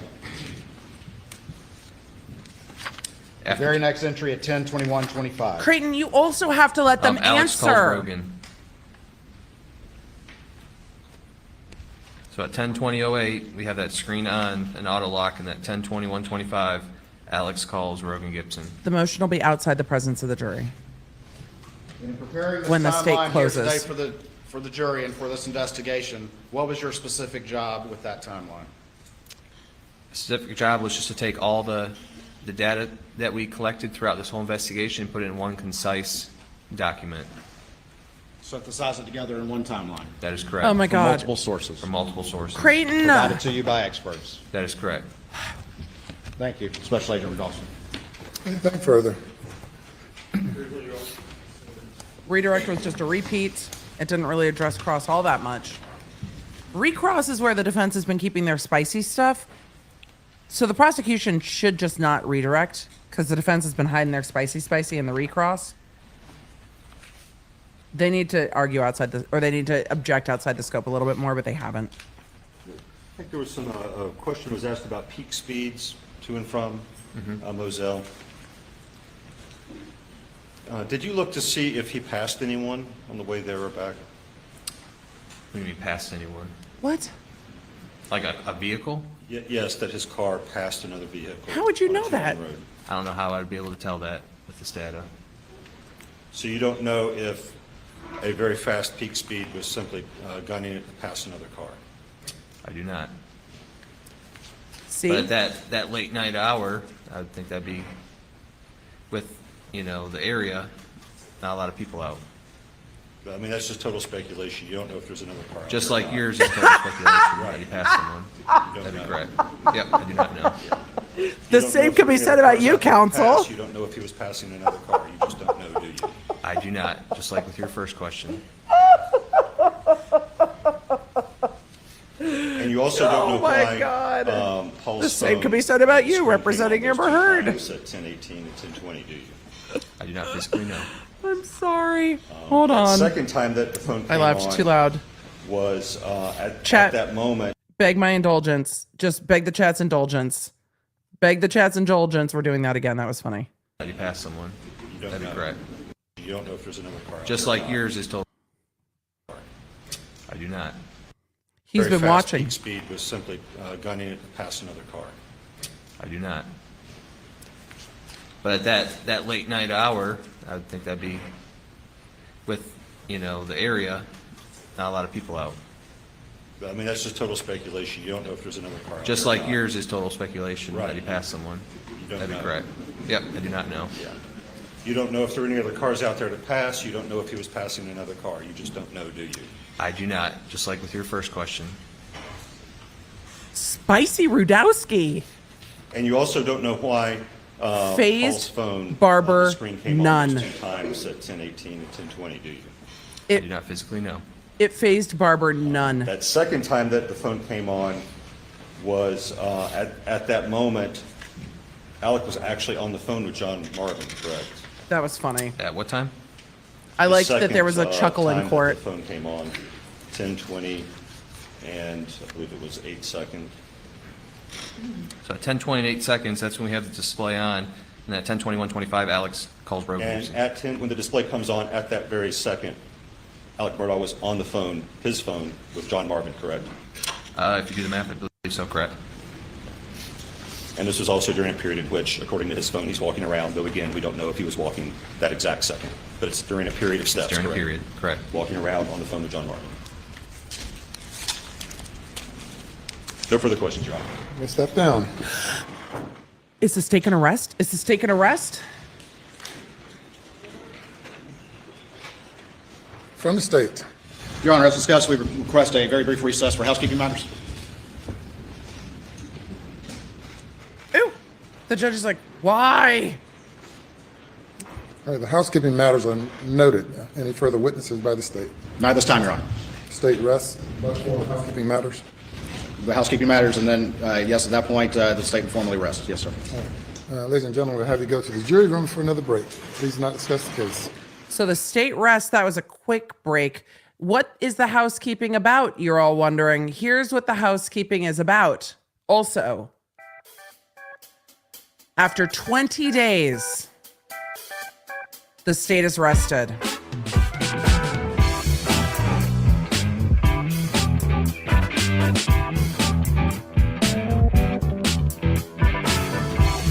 The state has rested. So what type of housekeeping matters do you have? He wants to double check the My exhibits. practice is just one final exhibit check, make sure that there was nothing missed. It will just take a moment, Your Honor. So they're going to check their exhibities to make sure all their bits and pieces are in order. We're going to catch up to live, which is that. So they're going to double check their exhibities and make sure that they are all in order. We are going to answer some questions. The state has officially rested. It's Friday, 20 days of the prosecution's case in chief. 20 days.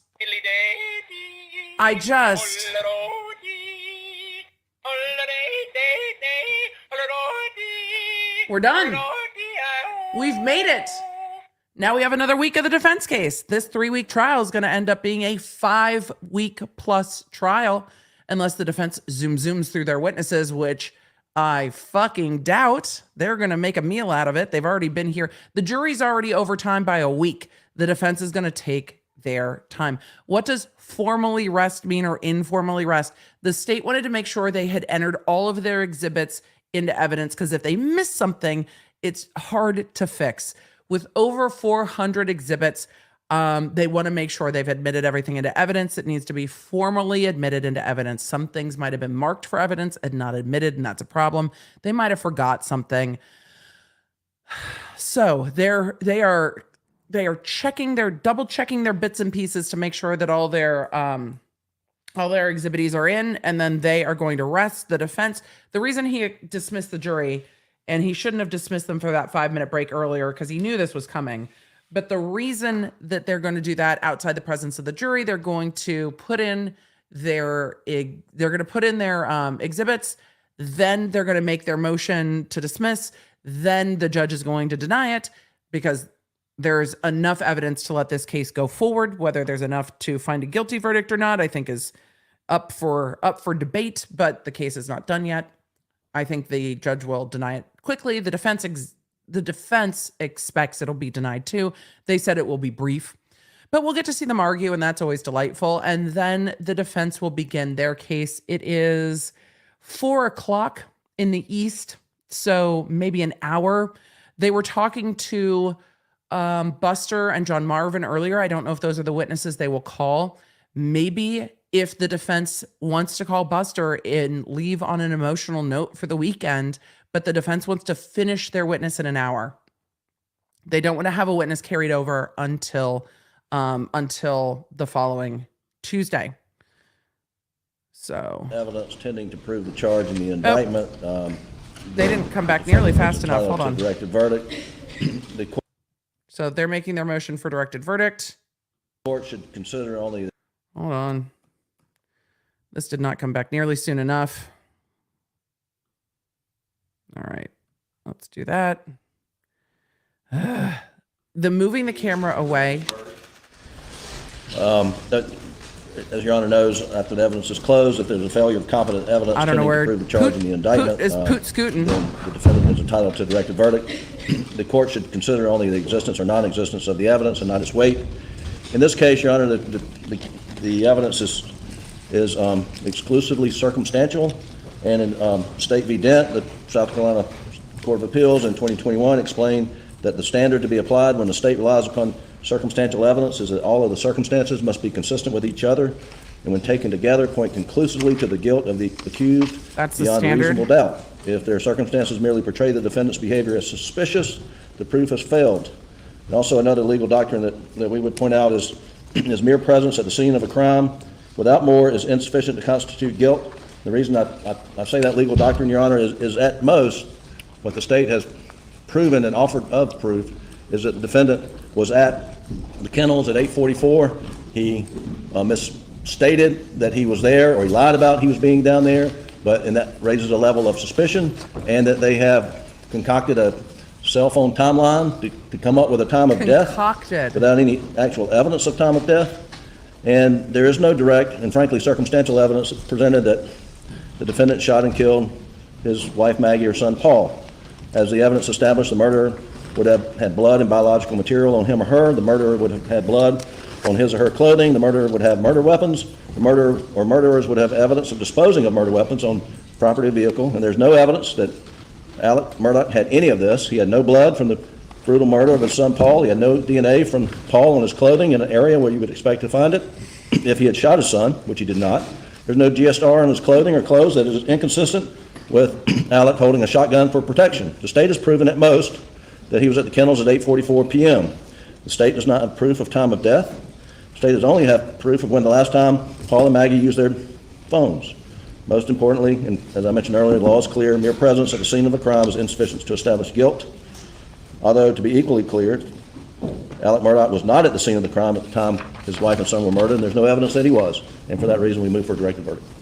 Yes, sir. By the state. Your Honor, looking at the evidence that's been presented by the state, first of all, without detailing every bit of evidence, there's been ample evidence of motive evidence presented in this particular case. The years of embezzlement and theft and the exposure, very significant exposure that the defendant was facing as June the 7th approached, would include the loss of a job, the loss of a career, the loss of his bar license, the loss of years of wealth. I'll explain the potential once we catch up and they everything pause. in his own words. I'll You've heard explain. evidence about a confrontation June 7th on those matters that very day. As I well also as the have hearing this- that was upcoming. I have this sped up. And the effects that would have. Also heard extensive evidence of the defendant's financial condition on that day as it moved forward. Also evidence, Your Honor, of his have this ongoing sped up narcotics until we addiction and how catch up those to real particular time. things were relevant to what was going on as it related to the victims. There's been evidence, and again, as Your Honor is aware, the evidence must be taken in the light most favorable to the state, that family weapons were used to murder Maggie and Paul. Here's the state's theory. We've heard evidence from the defendant's own mouth about a missing shotgun, and of course we have extensive evidence about the missing blackout, that being the replacement gun.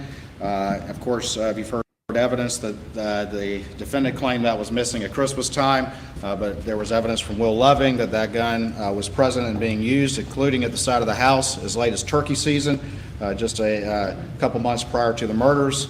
And that from the firearms expert, that the cases found around Maggie's body were cycled through the same weapon. The murder weapon cycled the same cases as weathered cases that were found at the side of the house, consistent with what Will Loving testified, as well as at the shooting range across the street. You've additionally heard that the same exact brand and weight of ammo that was used to kill Maggie was found throughout the property, as well as the same buckshot and birdshot ammo as well. There's been evidence presented by the state as to the defendant's trip to Alameda and his interaction with Shelley Smith after the murders, as well as the bringing the raincoat in. Additionally, that he left and moved his dad's truck in the four-wheeler, and that the raincoat contained high levels of GSR. There's been evidence presented in this particular case inconsistent with the defendant's statements to law enforcement, multiple changes of clothes that particular day, as well as evidence from Blanca that the clothes that he was wearing in the Snapchat video were never seen again, as well as the fact that the earlier clothes that he was wearing were not seen either. You have evidence that the defendant claimed that he was unaware that Maggie was coming to Moselle, or he did not ask for that, but you've heard evidence from multiple sources, including a text message that he specifically asked the victim to be present on that day. Your Honor, he was found in possession of a shotgun that cannot be excluded as a murder weapon that also had Maggie's blood on it.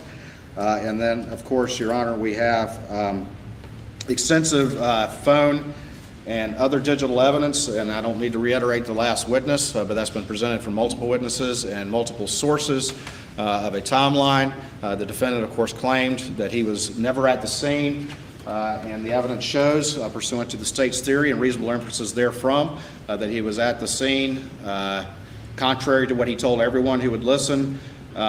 Just minutes, he's at the scene with the two victims, just minutes before, under the state's theory and a reasonable inference from the evidence, the victims were killed. Additionally, his conduct in the timeline after that, there's a number of reasonable inferences about that that are consistent with the defendant's guilt. And to summarize a month's worth of evidence, that is the summary. But happy to address the timeline more, but I know that Your Honor just heard it in great detail. The judge is going to rule, and There's a motion for Will likely directed verdict that's deny. made at the end of the state's case. The court is concerned with whether there is any evidence, either direct or circumstantial, which reasonably tends to prove the guilt of the accused, or from which the guilt of the accused may be fairly and logically deduced. In this case, we have had, is it day 20 now? yes, I guess 18 days of direct and circumstantial evidence. this motion will most likely be denied. And the law makes no distinction between the weight or value to be given either direct evidence or circumstantial evidence. Nor is a greater degree of certainty required of circumstantial evidence than of direct evidence. Facts. Cases can be proven by direct evidence, circumstantial evidence, Or a combination or of the a two. combination of the two. At this stage of the proceedings, there's evidence to support a guilty verdict if it is believed by Yeah. the jury. I therefore deny the motion for a directed verdict. Ready to roll with the defense? Rock and roll, Your Honor. Rock and roll. All right, well, let's take a 30-second stretch and bring the jury out and press on. All right. Motion for directed verdict. Motion for directed verdict. Most likely denied unless there's literally no fucking evidence. If there's literally no evidence, you shouldn't bring the case in the first place. I love that the defense is ready to rock. I think Poot just needed a laugh from the judge because this judge has not been thrilled with all of his bullshit this trial. So I like that he had a moment of levity with the judge. The judge is clearly ready to press on after 20 days. I wish I had a more rock and roll music bed to lay down, but they're bringing the jury now. Motion for directed verdict means the jury cannot find guilt. The state has not presented enough, so no matter what happens now, this jury cannot find guilt. Let's see. And the court Bring said, the jury. no, if the jury believes the evidence, there is enough here to find guilt. That is what the judge's ruling is. If the jury believes it, the jury is the finder of fact. So that's where we're at. The motion for directed verdict, and sometimes they're called motion to dismiss, the directed verdict being a not guilty verdict, And, was denied. let's see. The defense case. We're in the defense case. It's begun. Be seated, please. Jesse Cat, this is a long trial, but not a surprise for a high-profile double homicide. But it is a long case. A lot of murder cases are like a week, maybe a week and a half. This is a long case, but it is a circumstantial case with a lot of technical evidence. I'm not surprised by the length of the case. You also have the defense putting up a week of their own evidence because they have the resources to do so. Most don't. Most defendants with public Good. defenders can't Madam afford to bring in Forelady. experts from all over the place. So How's the jury doing? Doing good. he's looking at the jury. Very How are good. y'all? So this is You a have longer heard, case. Not the The longest. state's case is now the defense's turn. And you may call your first witness. And now we get to see the prosecution actually cross-examine people. All right. All right. Coroner Richard Harvey, please. Yeah. I'm sorry. So now there's something going on. They're waiting for someone. I heard him say Richard Harvey. Poot does not look ready to start. He said ready to rock and roll. But I don't feel ready to rock and roll. He's not giving let's rock and roll vibes. I do. You would, sir, be seated. State your full name for the record. Spell the last part. Okay. Before we begin testimony, I think Mr. Waters, you're going to formally rest. May it please the court, Your Honor. The prosecution. In the matter of the rests. indictments of the defendant Alec Murdaugh for the murders of his wife Maggie and his son Paul, the state of South Carolina rests. Thank you for taking So your you moment, rested, and now Creighton. it's the defense's turn. He was like, I'm taking my moment to rest. It's been 20 days. State your full name for the record, please. My name is Richard Harvey. Another dick. And Everybody's named Richard in this Harvey, case. you are an elected official here in Colleton County? Yes, sir. I'm the coroner of Colleton County. Oh, okay. Okay, and briefly describe your duties to the I'm less jury annoyed. so they understand what a coroner does. We basically investigate any death that occurs outside a hospital, any death that dies within 24 hours of admission. So to they the called the hospital. coroner Any not a emergency pathologist. room, death is reported to the coroner's office as well. Okay. And Interesting. primarily our responsibility is to do an investigation as to the cause of their death, including medical records, autopsies, and that's basically my responsibility, is to determine what the cause of death and the manner of death is. So,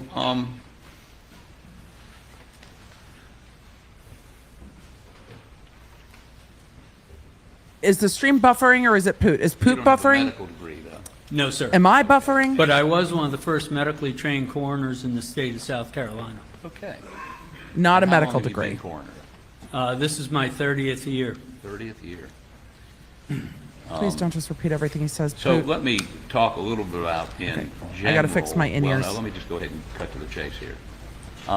You have a file with you, and I believe it's a file concerning the deaths of Paul and Maggie Murdaugh. I do. And how did you get notified of their deaths? I was actually notified by one of my deputies who was on call that evening. And any time there's a homicide along that lines, in most cases, I attend those. And he was on call, and basically he told me he also has another job because he's only part-time. And he told me, he says, look, I can't stay. He says, I've got to work tomorrow morning. He says, I hate to dump this on you, but he says, but, this is going to be yours. So you took, well, first, let me back up for just a second. Did you respond, and if so, what time did you get to the scene? And I'm going to lead you and say in Moselle.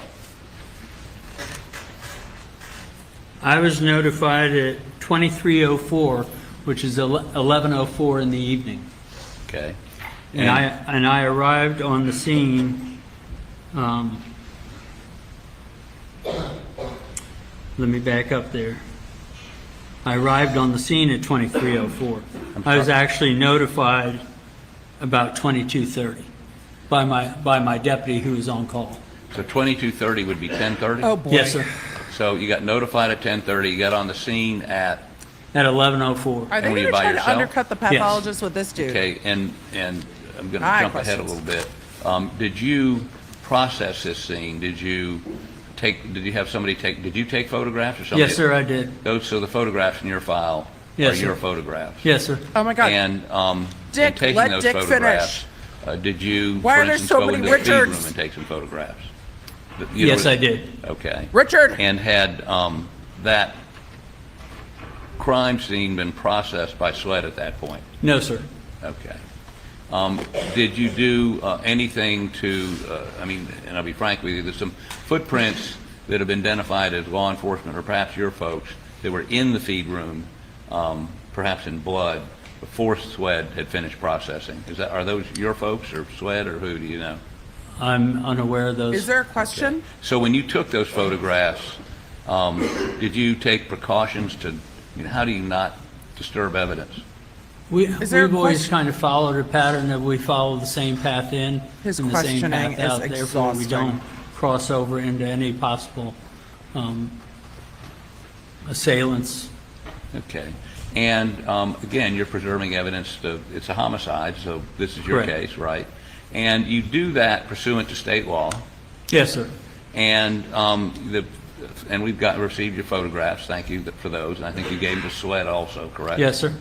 And so you perform a function also. I've looked at the death certificates of Paul and Maggie Murdaugh, and Sir, you you're have on a time direct of death examination. of 9 o'clock. Is that correct? Yes, sir. That's all Okay, so leading. let's go through. So here's the time of death at 9 o'clock. When you begin to examine the body to determine a time of death, tell me how you do that.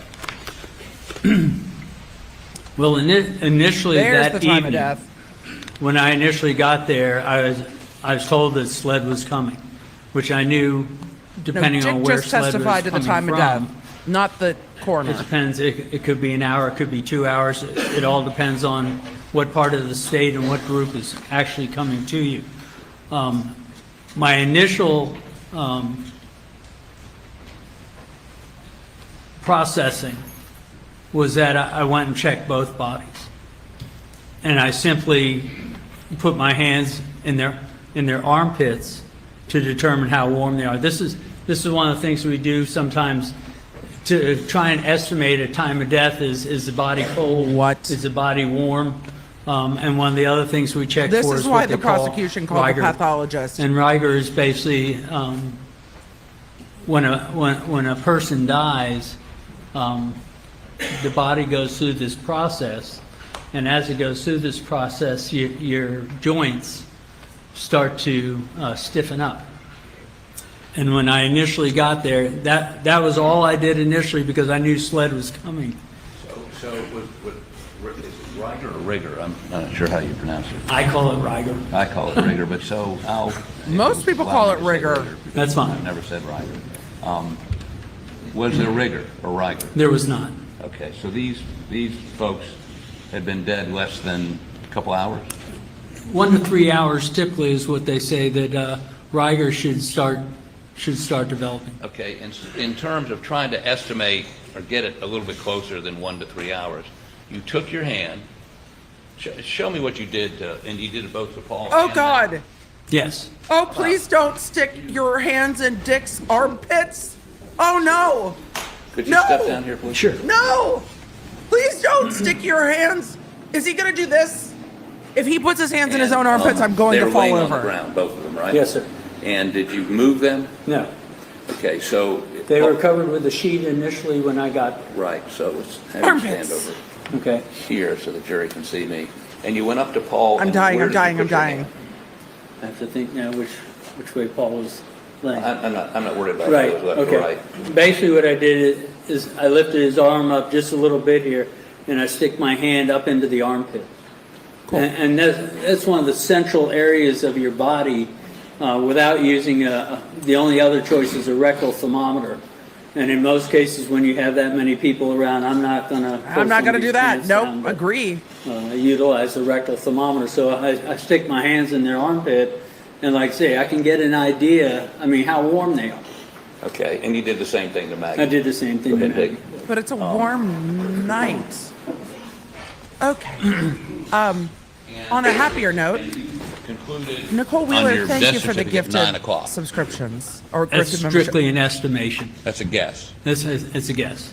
Okay, could have been 8:30, Could have been 8:30. could have been 10 o'clock. There were no witnesses there to tell me exactly what time. Thank you, this Nicole, happened. for the gifted Do you membership. carry a rectal thermometer to do specific measurements? Well, usually what I'll do is I'll get it from fire rescue, the ambulance, Uh-huh. and I'll borrow theirs. And yes, I do rectal temps. He But you didn't guesses. do it on This that. is But why we didn't the, do it that night, no. This is why the state didn't call him. The state didn't call him because he's like, And that's the reason the death certificate feels says 9 warmy. o'clock. Right. That was an estimation from what I found as far as the warmth of the body.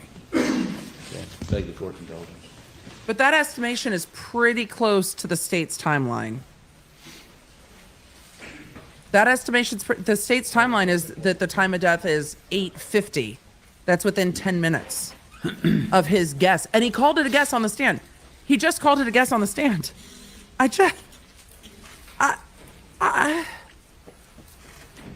Yeah, they can take liver temperature. He's not. I want to make sure, that we understand each other. Your statement of 9 o'clock, it could have been 8 o'clock. It could have been 8 o'clock. Their death could have been the result of being shot at 8 o'clock.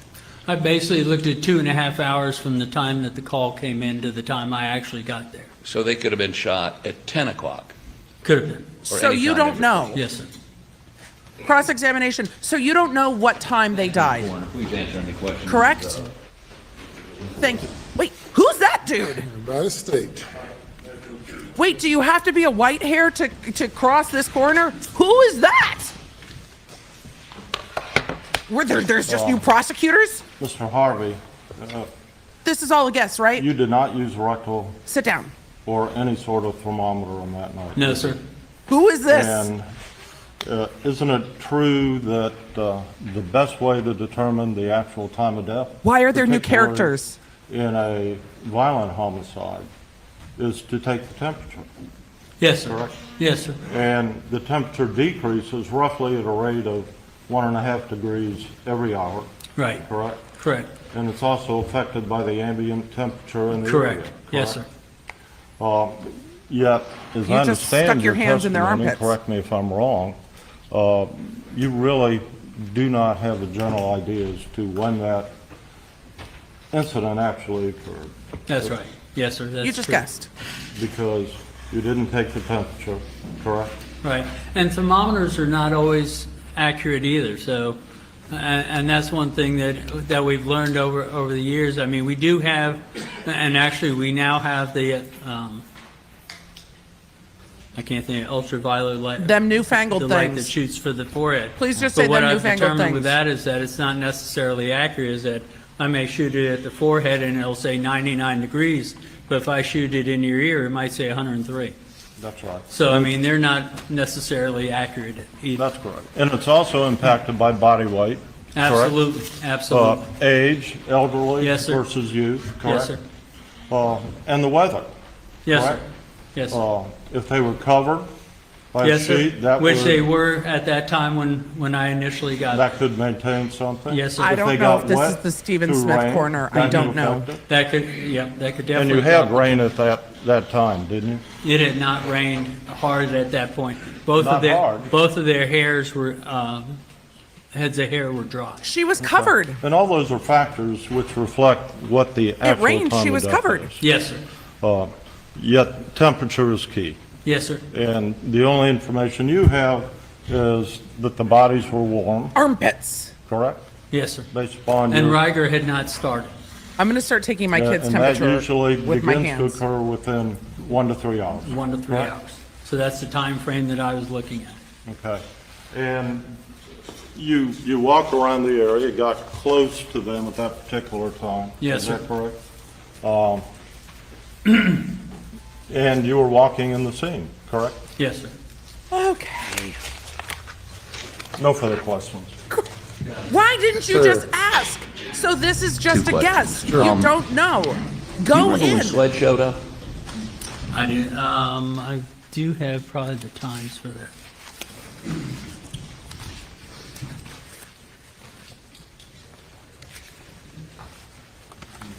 Ask the good questions.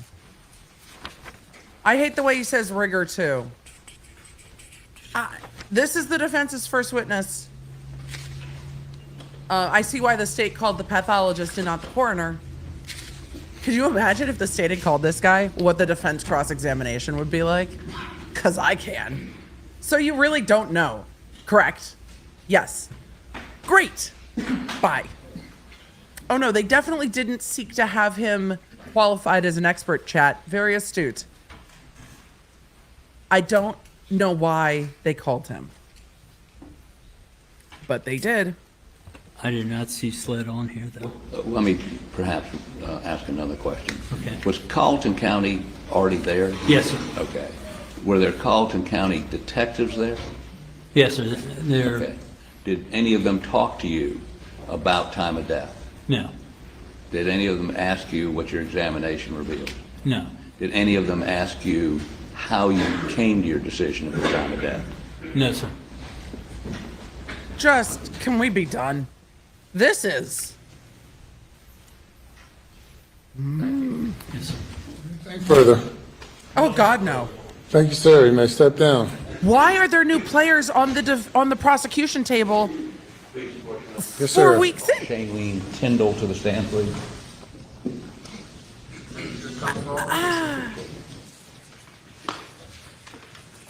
That was so odd.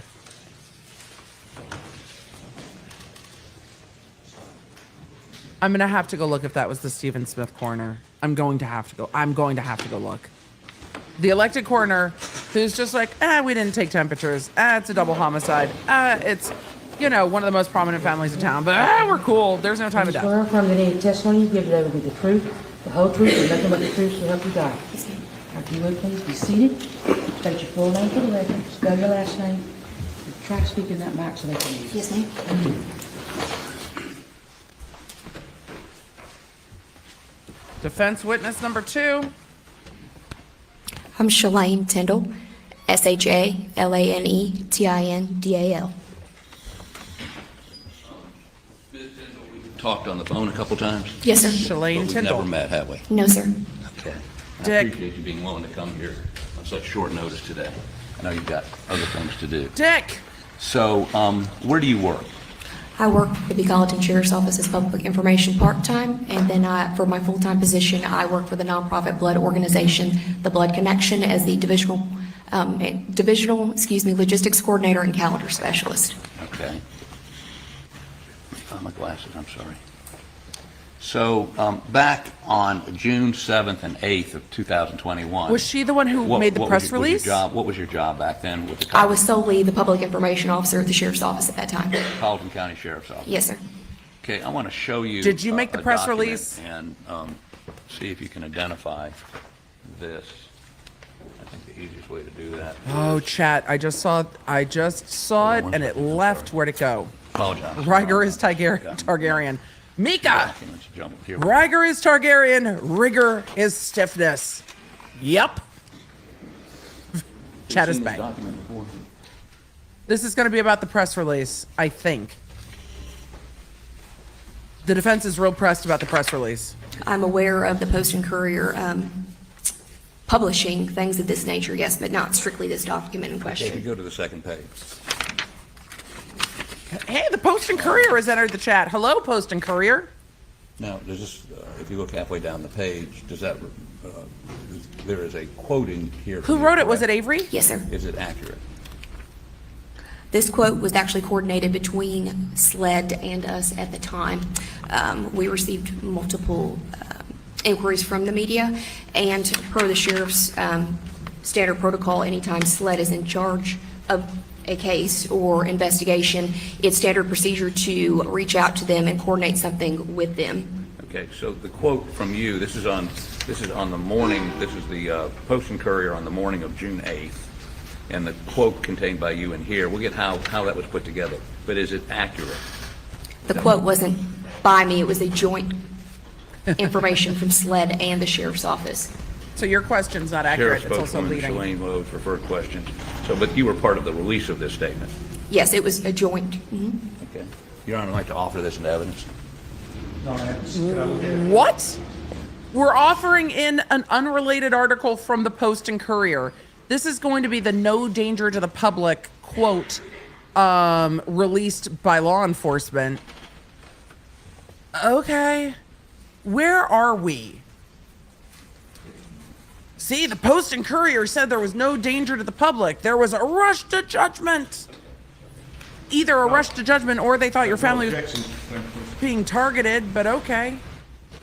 Yep, the newspaper's evidence now. We have no objection to the quote, but the article, I hadn't read the article, we just object to the rest of the article. And I Yep. think he's agreed with that. I just want these two paragraphs.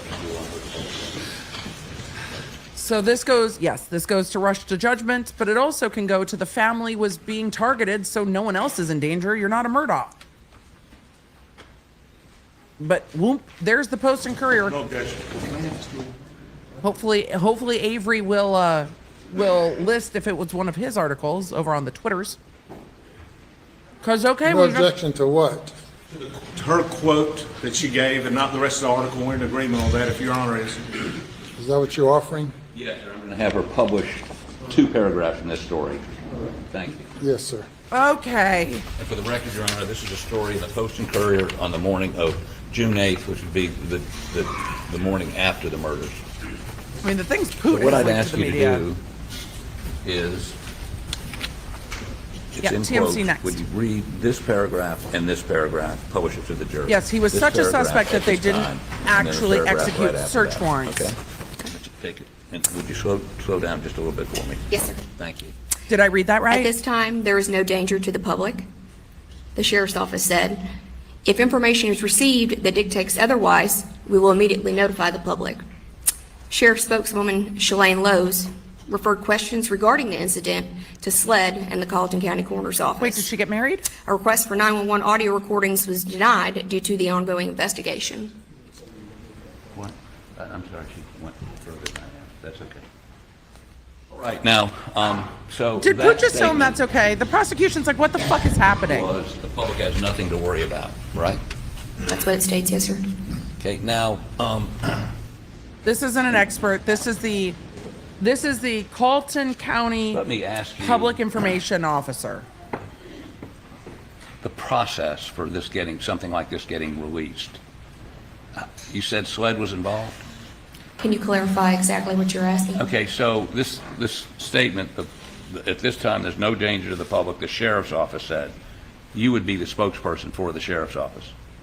Correct, but this was a joint statement released in coordination with SLED's PIO and us while we were waiting on an updated information to do an actual letterhead release. Okay, so I guess what I'm saying is, on that,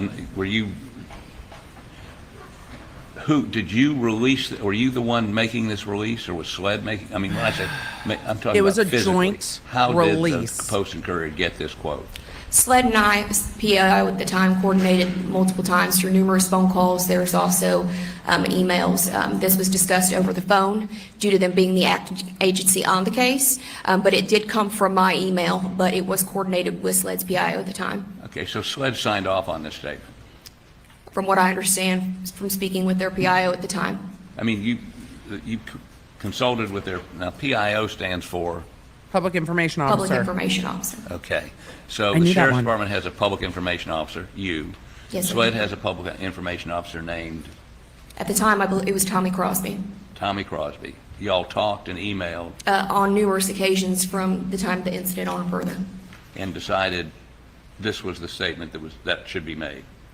When I coordinated with SLED's PIO, this is what was mentioned and this is what we had published. Okay. And what you're saying is there's no danger to the public. If information is received that dictates otherwise, we'll immediately notify the public. Was there a subsequent release given? After this statement that we put out? Right. Yes, there was a joint letterhead release. The initial, what the Post and Courier published was an actual statement. Later on, we actually published a release while we were waiting on additional information. A letterhead and that release. Subsequent statement didn't indicate there was any danger to the public. It didn't change this position, did it? I'm sorry, could you repeat that? Did SLED and the Sheriff's Department change its position and put out a statement saying, whoa, now, there's something to worry about? Or did they just Are not we mention on this again? direct examination? When we did the or updated not? release, that same information was also in the body that was sent over to SLED for their approval. Tommy Crosby had taken a moment to look at the release and later, I guess, decided that we took that out of the release and that was what was published, excuse me. So, but they never came back and said, there's something to worry about. They just took this language out. Yes, Okay. And SLED signed off on that. we worked on this together, yes. Okay, but it wouldn't have gone out if SLED hadn't said, Yes, sir. let it out, correct? I mean, you get information and then you shape it into a release here or subsequently that is digestible. Maybe that's the best way to put it. You're the wordsmith. You're the one that tries to make it make sense. Yes, sir, public information, we're not privy to investigations, we just receive details. And then we take those and turn them into paragraphs so the paper and anywhere in the media can print for layman's terms to be better understood by the public. And I want to make sure I understand this. Any subsequent release never changed. Actually, I think you said the subsequent release said the same thing. At this time, there's no danger to the public. That didn't change, correct? In the updated release that was sent out on letterhead, yes, that was removed. that was removed. Yes, sir. But did they say there is a danger to the public? They never said that, did they? No, sir. Take the court's indulgence for just a moment. This goes to the rush to judgment, but again, the rush to judgment was that they were so worried about Alec that they didn't even search his house. One other question. In this story, your last name is Lowe. Yes, sir. I got married since then. I guess somebody decided to like me. Well, thank you. Please answer any questions. No questions. Was this a joint release? Oh, God. Not my cousin Vinny. No. No. No. Why is he crossing his own witness? I don't think Poot has switched gears yet. Can we see the subsequent release? Probably not. So, probably not. I missed the last question. Did you get married? Yeah, you sure trying to court me? No, I'm just kidding.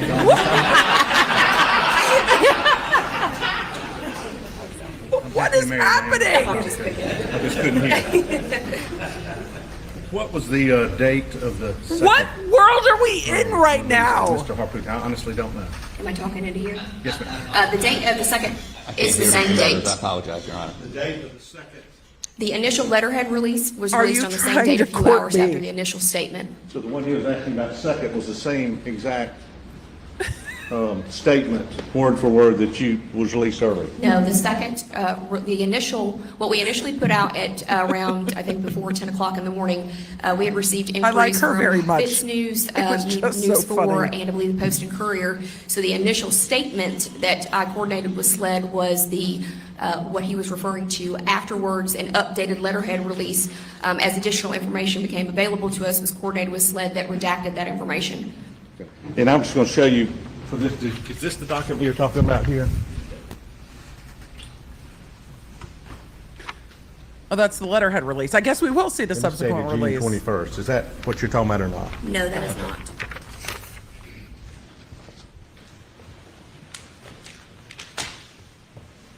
I appreciate the banter, but it also Congratulations on your put, marriage. That's all I have. Thank you. Thank you, sir. I it also appreciate you. put him back.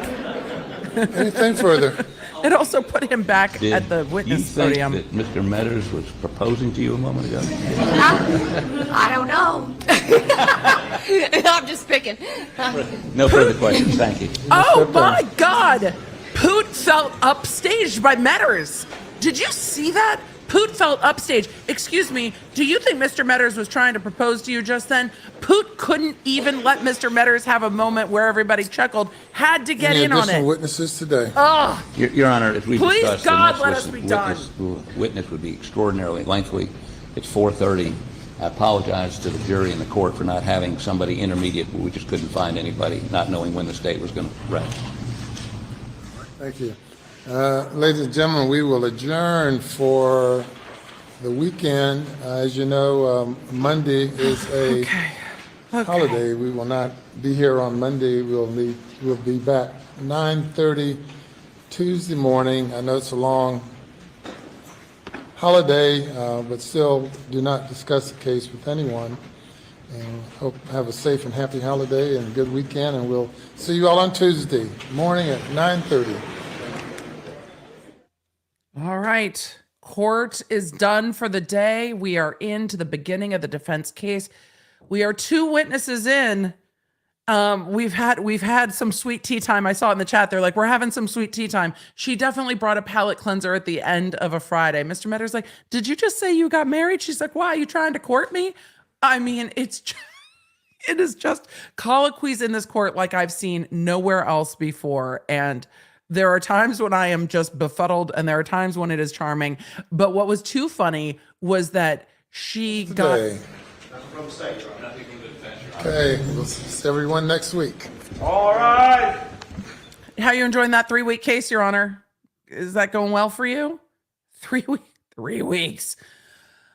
So this afternoon we've had the the same could be said for you. So we've had Spicy Draco. We had Coroner Spiegel, And now we've had just all of the sass. Laura M in the chat is asking, can we replay it? Chat, do you want to replay it? Do you want to replay it? Let me know in the chat. Just say yes if you want to replay it. I'm going by a majority rules vote of that moment. So I will go by majority rules on this. So if you need a replay on this Friday afternoon, you tell me. Oh, I see lots of yeses in the chat. I see you. Okay. I see you. Let me cue it up real quick and we'll just do a replay. We'll do a replay of Mr. Metters having his 15 minutes here right quick. Let me see if actually I can find it on a different feed so that we get a better view of it, because it was kind of cut off on the Law and Crime feed. So let me back it up a little bit. All right. We see yes. I beg the chat's indulgence while I find it, and then we'll get Poot trying to have his 15 minutes because he can't just let it be. But it did. It even made Murdaugh laugh. I mean, everybody had a laugh this afternoon. All right, here we go. All of you said yes. Let's swoop-a-doop. Mr. Metters, you trying to court me? Let's pull that back up right now. And hopefully this is turned up nice and loud. Let's get that turned up. And I will be quiet, and we will get back to that moment in court one more time. Eventually. And I missed the last question. Did you get married? Yeah, you still trying to court me? No, I'm just kidding.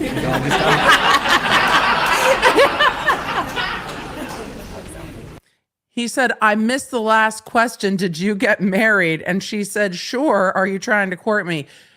She, just for a reminder, she was the public information officer, the public relations for Colleton County Sheriffs. She is used to dealing with these attorneys, these types of attorneys, and all of these dudes all of the time. So I am not surprised that she kind of cracked a joke in response to that. I'm not surprised at all. And I missed the last question. Did you get married? Yeah, you still trying to court me? No, I'm just kidding.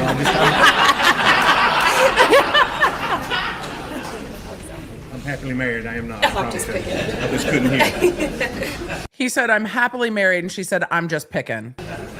What was the date of the second release that Mr. Harpoot? I honestly don't know. Am I talking into here? Yes, ma'am. The date of the second is the same date. I apologize. And then after we get like 3 questions, we get Poot trying to have his 15 minutes of a laugh because he's Poot. Anything further? And he can't help himself. That's all. Congratulations on your marriage. That's all I have. Thank you, sir. I appreciate you. Anything further? Only this question. Did you think that Mr. Metters was proposing to you a moment ago? I don't know. I'm just picking. No further questions. Thank you. She's like, oh God, get me out of here. No, courting is not proposing, Poot, maybe in your day.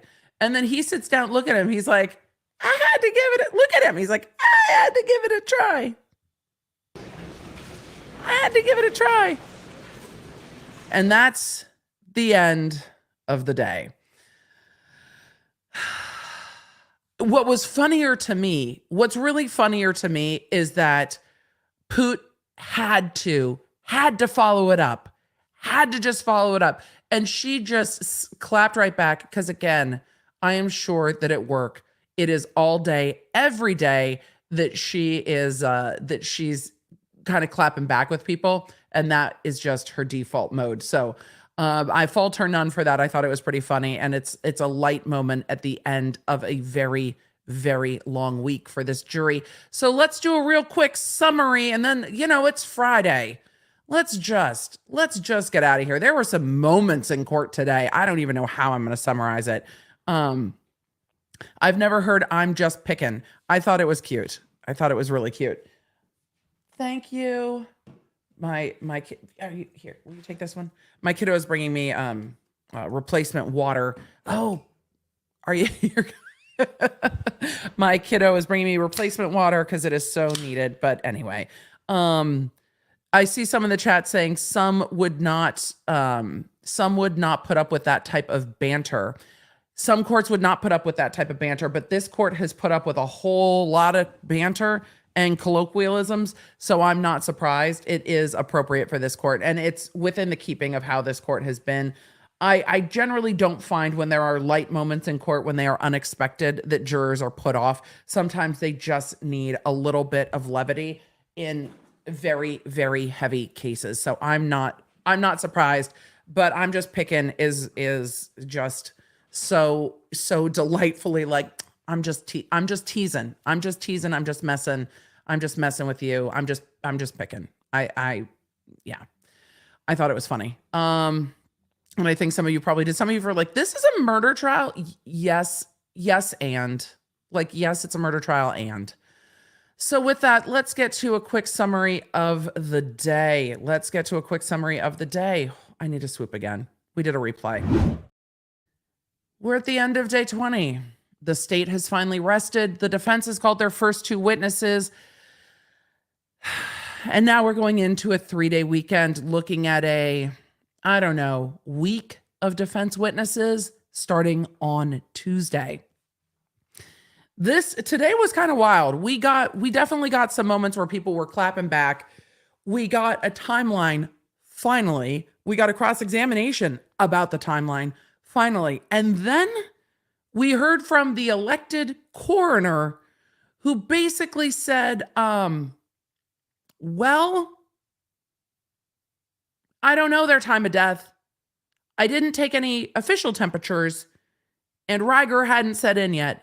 And if you're going, Emily, rigor? Isn't it rigor mortis? Mm-hmm. It was the strangest coroner testimony I think I've ever seen. And on the death certificates, the time of death is 9 p.m. But he checked their body temperatures by just putting his hands in their armpits and not taking any further measurements. It was odd. It was odd. It was just a strange witness to call. And I can see why the state called the pathologist and not the coroner, the elected coroner in the area. And then the defense called the Colleton County public information officer to talk about this press release that came out in the Post and Courier that said there is no threat to the public after the murders of Maggie and Paul. The defense is using that to argue that, see, they had already decided it was Alec Murdaugh.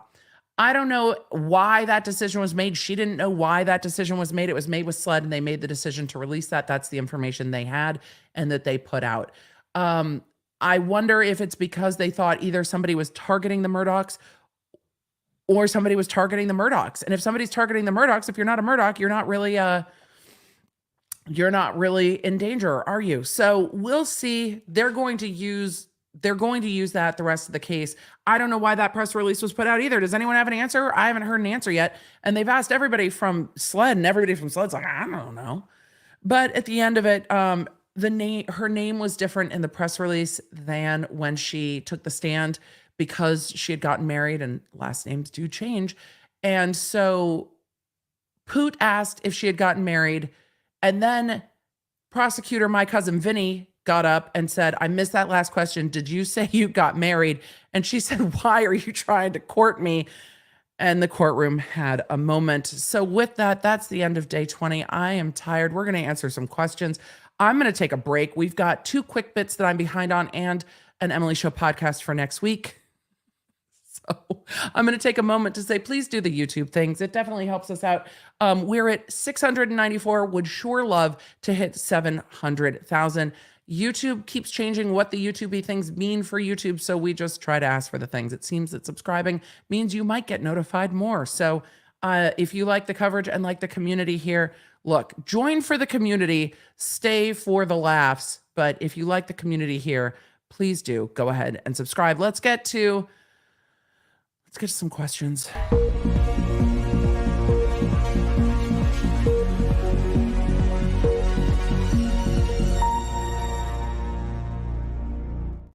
Elizabeth in the chat said, I mean, Alec Murdaugh offered that it was a targeted shooting because of the boat case. So I agree. It's not unreasonable that they said, look, this is not, the public is not at large. There's not somebody just rolling around causing problems. Let's answer some questions and then we will be done for the day because, well, we're all tired. We're all tired on day 20. I am, you are, we've all got our Friday night to get to and hopefully a long weekend for you. So let me move this so I can, there we go. So I can read it without moving my head. Fred moved the camera earlier today and they haven't gotten to move it back. First they say rush to judgment and then they ask why the investigators didn't search anywhere. Now they're back to rush to judgment. It was a rush to judgment. I mean, you did a shit investigation and you searched nothing. You didn't go search Almeida because you didn't have probable cause. You didn't search his house, even though you had a search warrant. You searched nowhere, but you decided it was him with no evidence. Yep, I agree. I agree. All right. I'm trying to go from older super chats to newer. If I miss them because they don't have questions, apologies. What are the chances the defense rests without calling witnesses? Donna W.O., none. Poot wants to hear himself talk. They've got witnesses they want to call. They are going to put on a vigorous defense. Can Poot and Jim be investigated for collusion based on their behavior throughout all of these events? I don't think collusion is the right thing. I think they've made themselves witnesses to their case, but I don't think their client has an issue with it. Got my mugs already. Fast shipping. Love all three. Congratulations on your Lawnard mugs. If you guys are wondering what we're talking about, there is a limited edition mug up for you at lawnerdshop.com. That is our shop with all of our Lawnard goodies, including things like my fax hat. I think I'm wearing a Lawnard shirt today too. What are we wearing? Yes, I love cursey words. I love cursey words is what we're wearing today. All of it is available at lawnerdshop.com. If Alec Murdaugh left Moselle at 9:07, why did he not report hearing gunshots? Why is no one asking him? They can't ask him. But yes, the state's going to argue, hey, he was at the kennels at 8:44. The phones go silent at 8:49. They're presuming he was killed at 8:49. Even if the time of death is 9 p.m., why didn't you hear the shots? You don't leave till 9:06. It's a very good question. I think this case is to be argued in the absence of things. The absence of things you would expect to see. So, Lolly Lolly said Susan Wojcicki stepped down as YouTube CEO. She did. I saw the announcements yesterday, and I've seen a lot of support for the new CEO from those that work inside of Google. So I'm not surprised. Tuesday, I believe, is when the Supreme Court is hearing oral argument on Gonzalez versus Google, a case that is positioned to potentially change the way the entire internet works. So we'll see what happens. It won't be decided on Tuesday. We're just hearing oral argument on Tuesday, but that will be very interesting. It's a case I've been keeping an eye on because it's arguing that the YouTube algorithm is not protected by something like Section 230. It's actually YouTube recommending videos. So even if the content is independent creators, the algorithm is something that you can sue over and not be protected by Section 230, which prevents carriers from being sued. So it'll be very interesting to see. Alexis said stealing money from clients to also support drug abuse equals Maggie and Paul finding drugs and Paul confronting and disposing and Alec asking for more money for the bank, Alec getting mad. I don't know. The state hasn't argued that. It's possible. Murdaugh told investigators he took a nap and then looked at his phone at 8:20, but data shows his phone was off from 8:02 to 9:06. Did he have another phone? We know he had another phone, but we also know that his statements to investigators have been off. Katie said at about that time we speculate Paul was going from house to kennel. He walked around 280 steps, and at 9:02, Alex's phone turns on and he rapidly walks or runs about 280 steps, him running from the kennels to the Suburban, possibly. And I think the state will argue that's what he's doing. Mandy said hello from Australia. Hello, Mandy. 6:27 a.m. on a Saturday morning and not on replay crew for the first time this trial. Cheers to you. Happy Saturday. Art by Julie E. said 100% he had something to do with it. 10% he may have pulled the trigger. And I wonder if the jury is there too. Question, what's floating thing behind your white chair? There is a plant holder that is floating behind my white chair. It is a floating plant holder. Work is getting in the way of staying caught up live. Melody, I hear you. I completely get it. Question, it showed him, quote unquote, running at the exact time he texted Maggie he was leaving. Can they get someone to show his pace? They did show his pacing, and then they argued that that pacing was not enough. 20 seconds, how close did he park to the bodies? We don't know because that was the first time he was up there. So we're not sure. Sailboat RN said, EDB, my sister passed 2 months ago. I'm so sorry for your loss. Thank you for keeping me focused on something other than her passing. The Law Nerd community is awesome. Sailboat RN, I'm sorry for the loss of your sister. This community is absolutely incredible. So many who have survived so much in our community. So absolutely here for you and always here to just be yammering on about the ridiculous of this trial in the background. Can you please explain directed verdict, Lauren? And I think we got there. It's a motion to say that the jury can't possibly find guilt based on the evidence presented. So it's kind of like a motion to dismiss and that all the evidence is weighted most favorable to the party not making the motion, so the state. Kelly says, I work from home and by myself most of the day. Thank you, Emily and Leonards, for being my coworkers the last few days. You're welcome. We have a lot of coworkers. We co-work with a lot of y'all. Sheila asked, could it have been Alec texting Rogan that night on Paul's phone? That was his explanation for placing Paul's phone on his back. So the time of death could have been much earlier. I don't think so because of the video. We hear Alec's voice in the distance in the video. We hear Paul's voice closer up in the video. So I don't think so with the video. I don't think so with the video. And they haven't argued it. Bring back the poop meltdown. This was blah. Yeah, poop was very spicy this morning. Very spicy this morning. Deanna said in the ambulance vid, Alec Murdaugh said shotgun and semi-argued with first responders who said it was a small caliber gun. Felt like he was immediately trying to parallel Moselle murder weapon with roadside weapon. And then he later said he gave Eddie Smith a 38. So there we go. But maybe he was trying to draw a parallel. Are they saying Maggie was still alive with her phone and didn't go to Paul and try to call 911 or anything? Crystal, it seems they're saying, well, Maggie could have still been alive. It seemed that that's what they were implying. It does seem that that's what they were implying. So, question, who is the woman that sits behind Alec every day? There's a number of people behind him, but his sister is there every day. There are a couple of law enforcement officers there, lawyers back there. So we'll see. Let's see. After the obviously botched SLED investigation and disorganized prosecution case, no way AM can be found guilty. Saddest thing is that this will be an unsolved double murder, heartbreaking for the family. I don't know what this jury will do. I don't know what this jury will do. The judge said today there is enough evidence to find him guilty if the jury believes the evidence presented. We'll see. Knit Fury said, I found my best friend, expired from pneumonia. I'm sorry. The time to see, check, and call 911 would have been in under a minute. I called Mai and his family and was in shock while waiting. I'm sure you were, and I'm sorry for that experience. And hope that you were able to help the family in their time after that and that they were able to help you.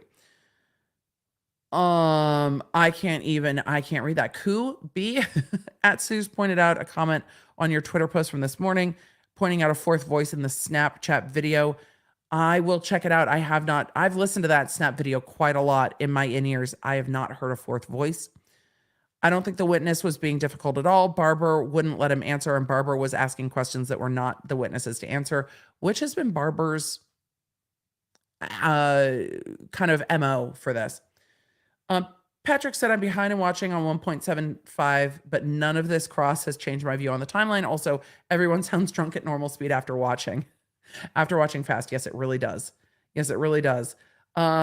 He's our TMZ guy. Yes, we definitely got a spicy Draco moment in this case. The same could be said for you. Like, exactly. EP said the problem is the defense wants there to be quote unquote all speculation. The state needs definitive proof. So Barber got what he wanted and the witness doesn't even realize it. Yeah, the state does need more definitive proof. It can't all be speculation. I agree. It is circumstantial. So the jury's allowed to make reasonable inferences. And they are allowed to make inferences.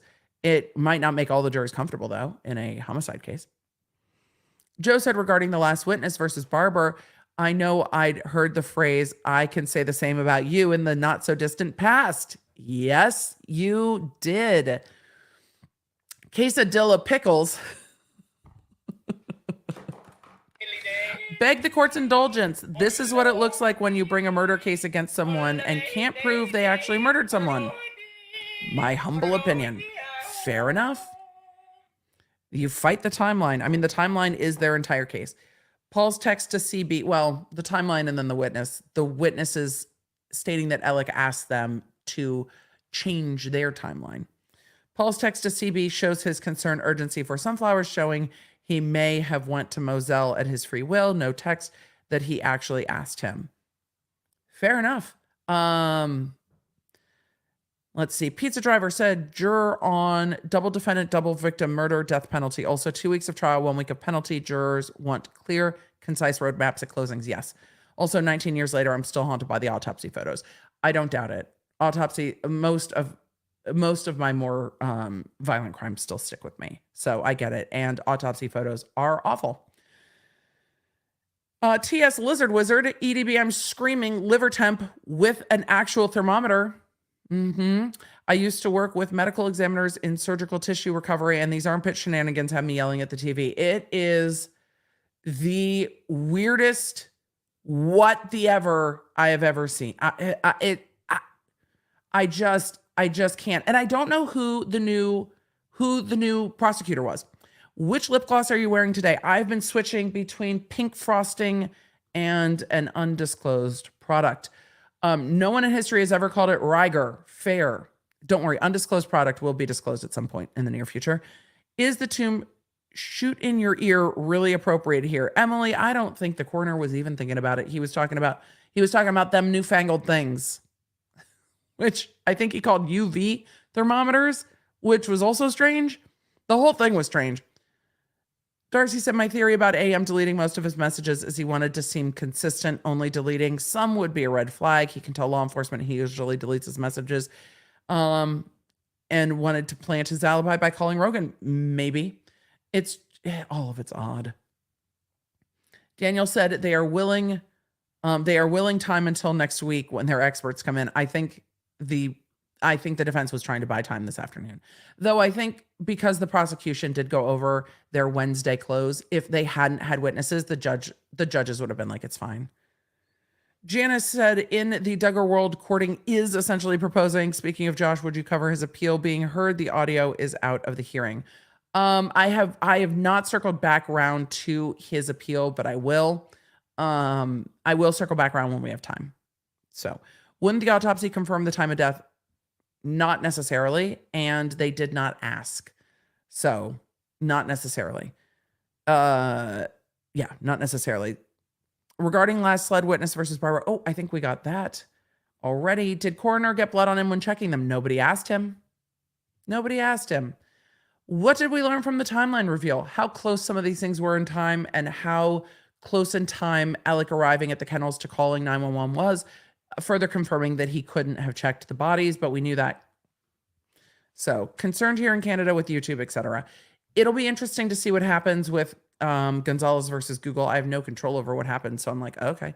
But it might change. If it changes the YouTube algorithm, it will change every social media platform, plus it'll change all of it.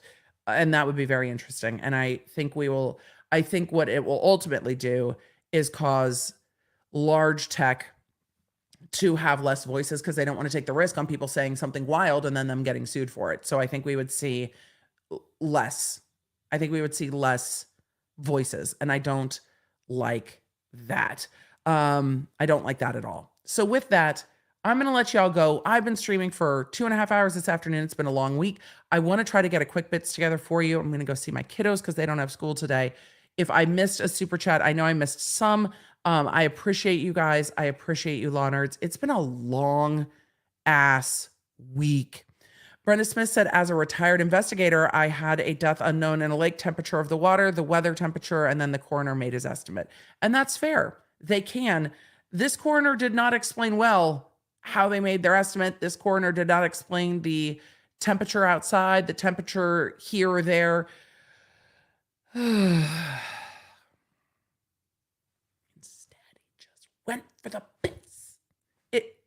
I have questions. I have questions. At the end of the week, I still have questions. Do y'all still have questions? I think you do. But with that, don't forget to check out this week's episode of The Emily Show.